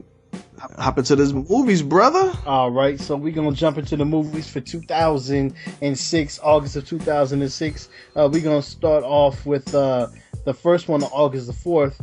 It was a cartoon, but it was still dope. It was Barnyard. Okay. Barnyard, all right. Yeah. So we got that. Also, that same day, you had a hilarious movie. Will Ferrell, John C. Reilly, Sacha Baron Cohen. That was Talladega Nights. Got me laughing already. Just saying the name got me laughing. It was a silly ass dude, yo. Everything they fucking make is silly as shit. All right, we're gonna move right on into August 11th. This dance movie came out with your man Channing Tatum. Okay. Cornball ass. But you hate that shit, man. What's that joint? What was that joint? But that was Step It Up or Step Up. That shit was dope, man. Yeah, the movie was dope. It's a dope. Bum ass actor. Fucked up the G.I. Joe movie. But we ain't gonna get on that. No, whoever wrote that shit fucked up the G.I. Joe movie. All right. On the 18th, this movie is just made fun of on a regular basis. Hilarious movie. Your man Samuel L. Jackson with snakes on a motherfucking plane. I'm tired of these motherfuckers. This motherfucking plane. Crazy movie, man. Big up Sam Jackson. No doubt. Oh, and how can I forget? I am so sorry. On the 11th, August 11th, you had this crazy movie. It was hilarious. Space movie with Tim Allen called Zoom. Okay, no doubt. That movie was hilarious. Tim Allen is a funny dude. So we're gonna jump into August 25th. This movie, Beer Fest. I don't know if y'all seen it. It is involved. Also on the 25th, you had How to Eat Fried Worms. Now I watched this movie because as a kid, I used to read that book. It's hilarious. Okay. No doubt. Never even heard of it. That's what's up. All right. That's what's up. And then on the 25th, Idlewild. Since we was getting into the soundtrack earlier, the movie Idlewild came out. Now the movie was dope. Soundtrack, man. Yeah.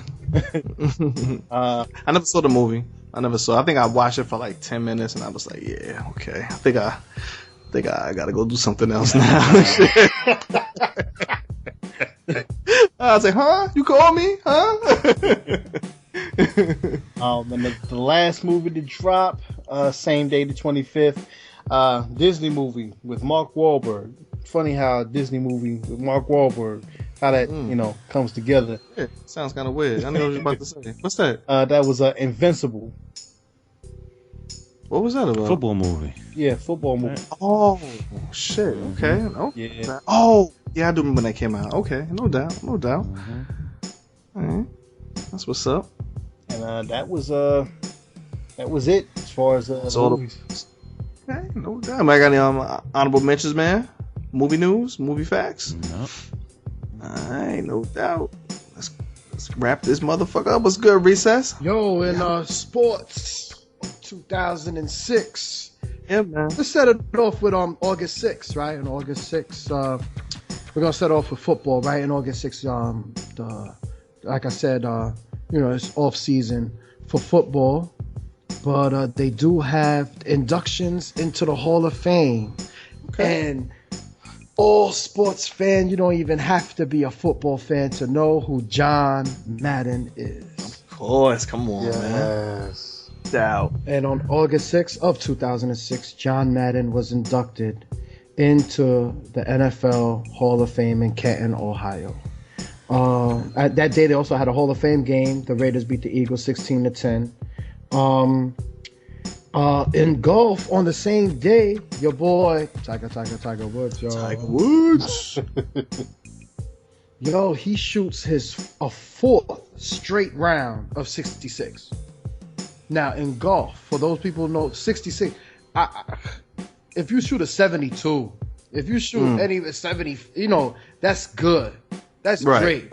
He shoots 4 consecutive rounds of 66 to win the Buick Open by 3 strokes over for his landmark 50th career. That's when he was out there smashing crazy and shit. What? He was smashing the balls and smashing the broads, man. That's what's up. That's when he was winning and shit. So his wife smashed him in the head. So he smashed him. Now he a Rizzy, yo. Smashed him in the head with a golf club. Smashed into a damn tree. 100%. G, you couldn't have said it any better, man. He was in top. He was killing. Yeah, he was in his prime. He was in prime. Yeah, on the links and with the sex. Yeah, top. That's what's up. A couple of days later, after that NFL Hall of Fame game, Roger Goodell, who is your league's commissioner currently. He was elected to succeed Paul Tagliabue as no doubt. as the league's 5th commissioner. Okay. So that's crazy how long football been around. There's only been 5 commissioners. I would have to say Tagliabue is my favorite. That's when NFL exploded. Has there ever been a black commissioner? Major league sports? There barely has been black coaches. Exactly. God, it's crazy because in that Hall of Fame game, Art Shell was successful in that game. He was yeah, I remember him. Yeah, he was dope. Yeah, dope. In that same Hall of Fame game at John Madden's induction, the Hall of Fame game, the Raiders beat the Eagles. I said 16-10. He coached that game, and that was his first game back as the Raiders head coach after being fired a couple of years earlier. Oh, word? Wow. Yeah. And it's so funny because in that same game, Sebastian Janikowski, I think, who is still, I don't know, but that kicker's been in the game. A life of a kicker in the NFL? Yeah. They don't be getting hit. They really get hit. All they say is, can I kick it? Yes, you can. So Roger Goodell is man. That's the 1990 in 2006. Sorry, in August he was elected, and so much controversy with that guy right there, man. So much. Man, forget it. Yeah, man. That's a whole other show and shit. Yeah, it is, man. It is. Bum ass commissioners. In baseball, in August, I believe it was the 19th of August, Major League Baseball, it was a night and day doubleheader between the Yankees and the Red Sox, and it broke the MLB record for the longest 9-inning game. Yeah, 4 hours and 45 minutes. 5-hour baseball game. No, sir. Yo, man. Lord have mercy. Now, mind you, I love baseball. But it's like a spirit that you have to be a part of to actually sit in the stands and watch a baseball, even on TV. You know what I'm saying? 3-hour games. And over the years, since then, they've, always, every year since 06, have tried to implement some rules to try to shorten the game a little bit. You know what I mean? Mind you, so yeah, that happened that day. The Yankees beat the Red Sox 14 to 11. How many innings was it? 9 innings. Just 9 innings. What? Damn. It was the record for a regular 9-inning game. I hear that. How is that possible? Like, everybody getting walked. I don't know, man. I don't even know. Just mad balls and shit. Balls and whatnot. Oh, man, foul ball. Yeah, That's definitely, crazy. Man. That's crazy. Mind you, this is the Yankees and Red Sox. So it's in August. You're already 3/4 of the season over, maybe a little bit more. So the squads already know each other. And mind you, this is 06. This is the pinnacle of they're going back and forth. They're not. Yeah. So it's definitely the squads know each other. So the pitches to the batters, a lot of foul balls, a lot of 3-2 counts, going deep into the counts. Yeah. To move on. I was gonna do this by sports, but in August, and this year it's interesting. I'm gonna do it by dates because Tiger Woods is in here again. Tiger Woods, y'all. I was gonna say because he did the Buick. What I just said about the Buick Open was remarkable. I want to say, a few days later, he wins the 2006 PGA Championship by 5 strokes. And he becomes the first golfer in history to win the PGA Championship twice on the same course. Damn. Wow. Beast to the beast. Yo, you know what? What was that joke a comedian said? As soon as they get a heated ice rink, we're going to take that shit over. No doubt. Whatchamacallit? So yeah, continuing on, you know what I mean? Football was, not that much of baseball. Tiger Woods was running shit at the time, so there was not much else that was going on in sports at that time. You know what I'm saying? A lot of baseball news because that was going on. And in basketball, I could go on about the baseball. There was a couple of milestones that was reached in baseball in 06, but that's personal greats like Kurt Schilling, a Red Sox pitcher. He recorded his 3,000th strikeout.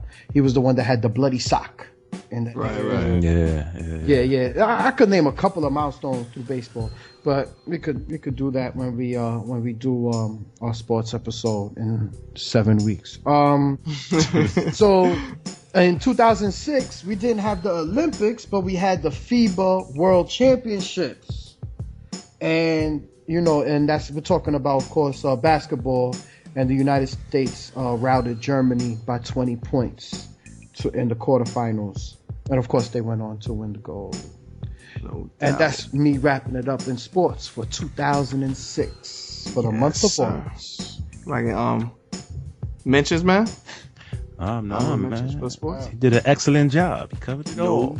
No doubt. All right, close it up, big Prez, man. It's on me. Yes, sir. That's right. Yes, Sir. All right, let's wrap it up, man. Let's go ahead and get this tragic stuff out the way early. Oh, shit. Here we go. God damn. I'm gonna end it on a nice note, okay? No doubt. Fun note. Yes, sir. So, unfortunately, August 27, 2006, Calm Air Flight 5191 traveling from Kentucky to Atlanta crashed during takeoff. Damn. And killed 49 of the 50 people on board. Damn. One that's crazy. survivor. Wow. One survivor. The actual, he was the first officer, which is also known as co-pilot. He was actually piloting the plane. He was the only one to survive. Wow. Apparently, they gave them the wrong runway to take off on. The runway that they gave them was shorter than what was required for them to take off. Damn. So they basically ran off the runway and pretty much crashed on takeoff. And like I said, he was the only one to live. That's crazy. Wow. Yeah, tough. So that was it. That was it for tragic, sad news. But staying with the airline industry, August 10th, 2006, Homeland Security, they decided to ban all liquid items except for baby formula and prescription medication. They started this bullshit. Okay. Okay, now I know. Which was created after 9/11. Yeah. I hate that shit, man. Yeah, so it's a bunch of, I guess, highly paid security guards to safeguard our skies, or safeguard our airports, I guess you could call it. Yeah. So they banned all liquid items because there was a terror plot. Apparently, there was a plot for I think several airline flights, like supposed to be they were supposed to be, I guess, hijacked, or there was some kind of plot to blow up a plane and whatnot, all on the same day. And it was found out by the U.S. government, and these dudes, these people that were plotting this, they were living in the United Kingdom and I believe Pakistan, I believe. Yeah. So they, the U.S. found out, they caught wind of it, and they, they moved and arrested these guys before it got to the point where they actually got these liquid bombs on these planes. Crazy. Yeah, man. So I think a month later, though, Homeland Security ended up revising that ban, and that's where the 3 ounces came into play. Okay, yeah, we carry like the little travel size joints or whatever. Exactly. We gotta keep that in mind. But yeah, that's what's up. That's what's up. Oh man.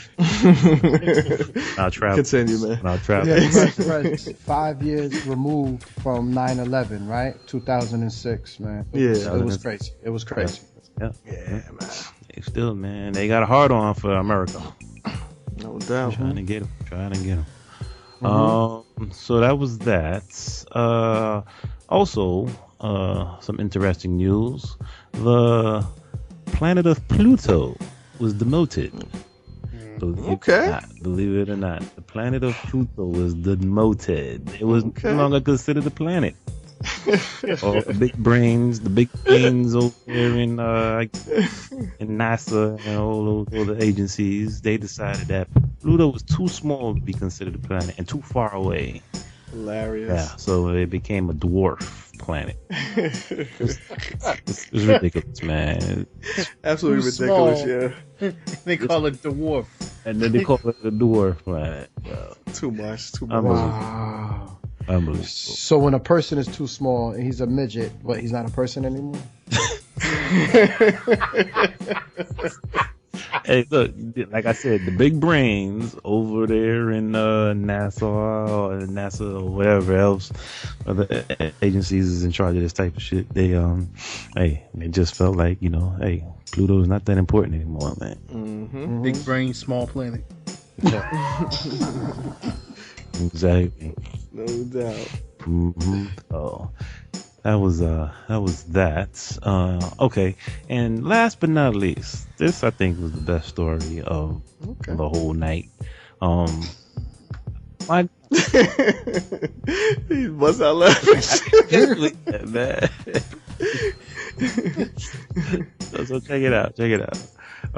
The second wealthiest man in America, Mr. Warren Buffett. Okay. Mr. Warren Buffett ties the knots. He gets married. He was the ripe old age of 76. That's what's up. His boo was the ripe old age of 60. Okay. All right. Now, the interesting thing is, this old player that Warren Buffett was, right? He was dating this chick for 30 years. Wow. Another woman. What's up? Say it again. He was dating this woman that he married. He was dating her for 30 years. 30 years. While he was married to his wife. Oh, she was his 30-year mistress. His mistress for 30 years. He's for 30 years. Damn. Wow. Did he divorce his wife? And No, did she die? Wife died Oh. in 2004, and so he got married to his side piece in 2006. Wow. That's crazy. But it gets even weirder. Let's go. shit. Let's go. They knew about it. They knew about each other. Damn. This dude was in an open relationship. Wow. Basically, he was in an open relationship. He ended up meeting this chick, right, at a bar that his wife was performing at, because his wife was, I guess into music, and she decided to get back into music heavy and was performing at a bar. The chick that he was dating was his cocktail waitress. Wow. So she was in her 30s. Yeah, she was like 30. She was in her. Wow. So 30 years old. Wow. I guess she walked up, asked the boy, how can I help you? And like to drink, and he was like, to come over and sit on my lap. And that's what I'm saying. Because he basically help. You know what I'm saying? He basically saw her, I guess, fell for her while his wife was singing on stage, and she ended up being okay with the fact that he wanted his little side piece or whatever. They said that he was a difficult man to care for. Like, as smart as he was financially, he was dumb as a doorknob, like with common household items and shit like that. You know what I'm saying? It's usually how it works and shit. He needed two women basically to help manage the house and keep. So he didn't know what order. toilet paper was. Oh yeah. He probably know how to change that shit. Probably know how to change the roll. He didn't know how to, probably didn't know how to change a light bulb. Probably, little crazy, little things like that and shit, man. Maybe he was using a duvet. Hey, you never know. Well, no, you know what? I doubt that, because he's still living in the same house that he bought in 1958. Wow. He bought a house. Is the house that he bought in like 1958, late 50s or whatever, early 60s, that he paid like $30,000 for, is the same house that he currently lives in. And this dude is worth $60 billion. That's how you do. That's why he's worth $60 billion, whatever it is. That's exactly how. You don't got 10 houses and shit and 45 cars and nonsense. So let me get this straight. Really? So he didn't know that when you turn the faucet to the left, that means turn on. He turned it to the right, that means turn off. Listen, I ain't judging him, because he probably had people doing everything for him and shit. Exactly. So I ain't even judging him, yo. We gonna do the same fucking Hold my thing. dick while I piss right quick. You know what I'm saying? Hey, he probably paid somebody to do that. I wouldn't be surprised. With that kind of money, you can get away with that, my friend. You can do whatever you want to do, yeah. $60 billion. Wow, that's crazy. Mm-hmm. So, and that was it, man. That was all the significant news that I came across for August of 2006. No doubt. Anybody else come across anything? Besides a lot of the terrorist plots that the government was going against, I mean, there was a lot, though, Prez. There was a lot. Like you said, significant. You covered the significant ones. The most important one was the one that you said that they had to pass the law, so you have to smaller amount of liquids. 3 ounce bottles. Okay. Yeah, I mean, but there's so much, man. So much was happening. I mean, whether it's the BP, they shut down a U.S. oil, the U.S. oil field because it was corrosion discovered, corrosion in the pipelines. That's national news. There's a few other things. So let me just say, there was a couple that I just wanted to say. Dell recalled millions of computers because they thought that was going to blow up. The same thing they're doing with those hoverboards now. Yeah, that's the same thing. In August of 2006, a judge limits the marketing of cigarettes.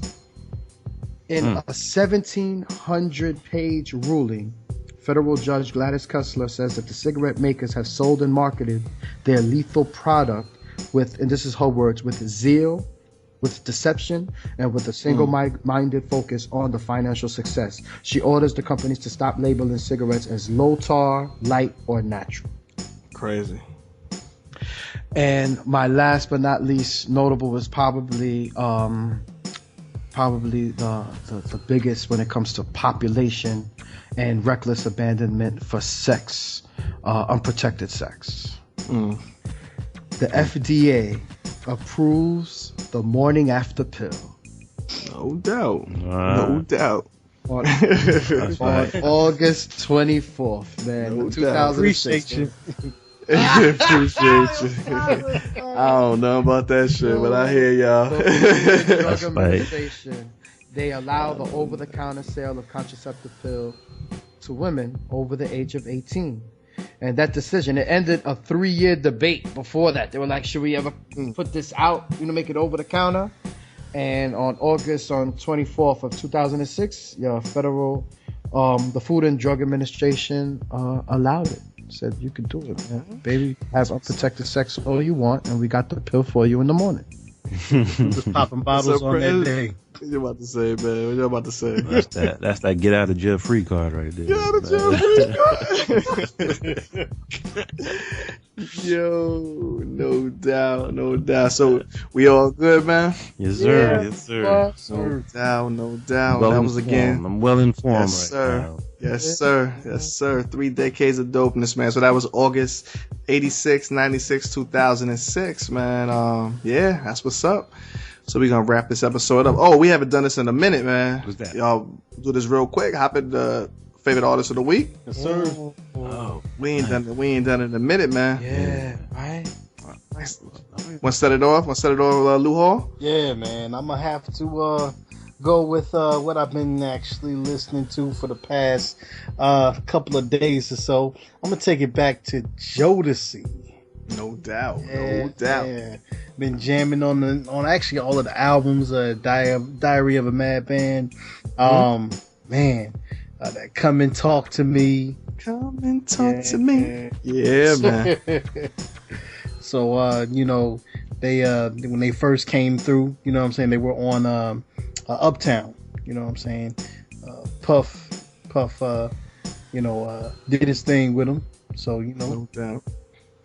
That's what's up. I'm gonna get the whole history of Jodeci and shit. Yeah. That's why I stopped. I thought he was gonna bring up Cassie. I was like, "Hey, Cassie again?" That's what's up. Big Prez, what's good, man? Hey, man. Hey, I want to shout out my man Sky Zoo. Got an album about to drop in the next few weeks. From Brooklyn and shit, right? Hey, man, that's where the best. I'm just asking a simple question, man. That's where the best hell from, man. That's where Nas was born. That's where Nas. That's when Nas was born. Michael Jordan was born. Yeah.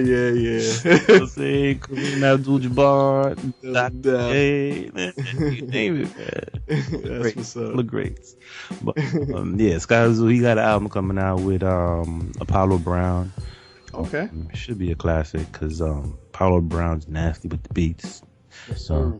Out of Detroit, producer out of Detroit, and Sky Zoo, he's the thinking man's rapper, I would like to say. Definitely knows how to put some words together. So check that out. No doubt. So for me, take it to the West Coast. I was bumping this Kendrick Lamar, Good Kid, Mad City, bumping that album and shit, man. Dope. Classic album, man. I just forgot. I haven't listened to it in a minute, and I popped it back in this past week, and it reminded me how dope this kid is, man. So, what I'm saying? Obviously, somebody newer. You know what I'm saying? I don't just focus on just the old school artists and shit. I'm so happy to hear that. You know what I'm saying? Kendrick is dope, man. Kendrick is dope. He's an excellent representative of the new school and shit, in my opinion, man. Excellent representative, man. All right, and close it out. Big Recess, man. Yeah, my artist of the week, definitely probably since for the whole month I was bumping them so heavy. It's the elite of the legendary lyricist of hip hop of all time, and that's your boy Cool G Rap, man. Oh man, Road to Riches. Yes. Streets of New York. I was bumping heavy. The Rags. The Road to Riches. Ridiculous. Fast Life. I was with Nas. Yes. Oh my gosh! But then, what's one song that was hitting me for like 3 days straight? I couldn't help it, man. Boom, boom, boom, boom, boom, boom, boom, boom.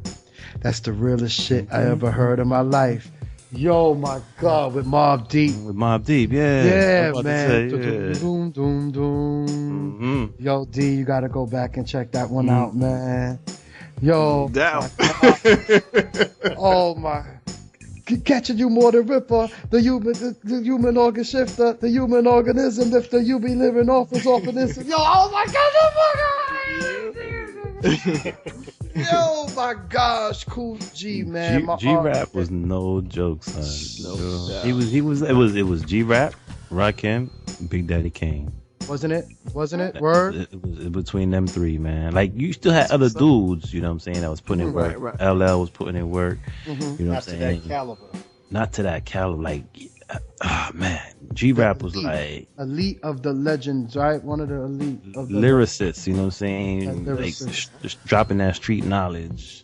You know what I'm saying? It was like the way they put their words together, and you know what I'm saying? Their pen was nasty, man. The pen was nasty. Bananas. That's what's up. Mm-hmm. That's what it is, man. Another dope episode of the We So Classic podcast. Remember, you can find this podcast on Stitcher, TuneIn Radio, WeSoClassic.com, SoundCloud, and iTunes. If you guys do listen to it on iTunes, hit the subscribe button, leave us a 5-star review and a comment. If you guys have a product you want to advertise on the podcast, you can hit us up, WeSoClassic@gmail.com. We also on social media, Instagram and Twitter. It's at We So Classic Crew, and be sure to check out the hashtag We So Classic. You can find me at DJ Dee Dame on Instagram and Twitter, and that's it. Know what I mean? What's up, Big Lou Hall, man? What's good, brother? Yo, you can find me definitely on Instagram and Twitter. That's Lou Hall, LOUHALLIZ is back, BACK. You can also find me on Facebook. I'm definitely adding you. You know what I'm saying? So, hey, that's what my social media is. You can also, I'm definitely MC. Definitely need beats, collaborations. Yo, hit me up. Lou Hall 803 at yahoo.com. No doubt. Like your energy, brother. Yeah, you got it out this time. That's what's up. Big Prez, man. What's good, Big Prez? Hey, before I give up my social, I just want to shout out Lou Hall once again. He got he's being modest, man. He got a little joint, couple songs out on my man Actions album, called Common Sense. You know what I'm saying? Definitely heard the album, heard some of those tracks, man. Fire, man. Yeah, let that be my artist of the week also. Big up Lou Hall, my artist of the week. No doubt. Shake that. Crew is tight, kid. Y'all ain't fucking with the crew, man. Definitely not. Word. He got bars. You heard? He got bars. That's what's up. Appreciate that. No problem, man. And then, so yeah, you can hit me up on the Twitter. It's rep1804 on Twitter. It's rep1804. That's all I got. No doubt. All right, Big Prez. Big recess, man. Close it out, brother. Yo, what's good? You can catch me on Twitter at Southside Recess, one word, and on Instagram at GETDAFUCOUTAHERE. Get the fuck out of here. Get the fuck out of here. And we about to get the fuck out of here. No doubt. Once again, thank everybody for listening to the We So Classic podcast. Like I said earlier, we had our best week last week. We just want to see the podcast grow. We're going to keep giving y'all content. 9 shows in 1 month. We doing our thing. That's how it is. If you like us, spread the word. Spread the word, and that's it, man. We're gonna keep it moving, man. Keep hitting y'all with content, all right? That's right. And if you got any ideas, any show topics, send those along too. Exactly. That's what we here for, man. We the people's podcast, man. Yes, you know what I mean? Yes, all right. On that note, peace. Peace.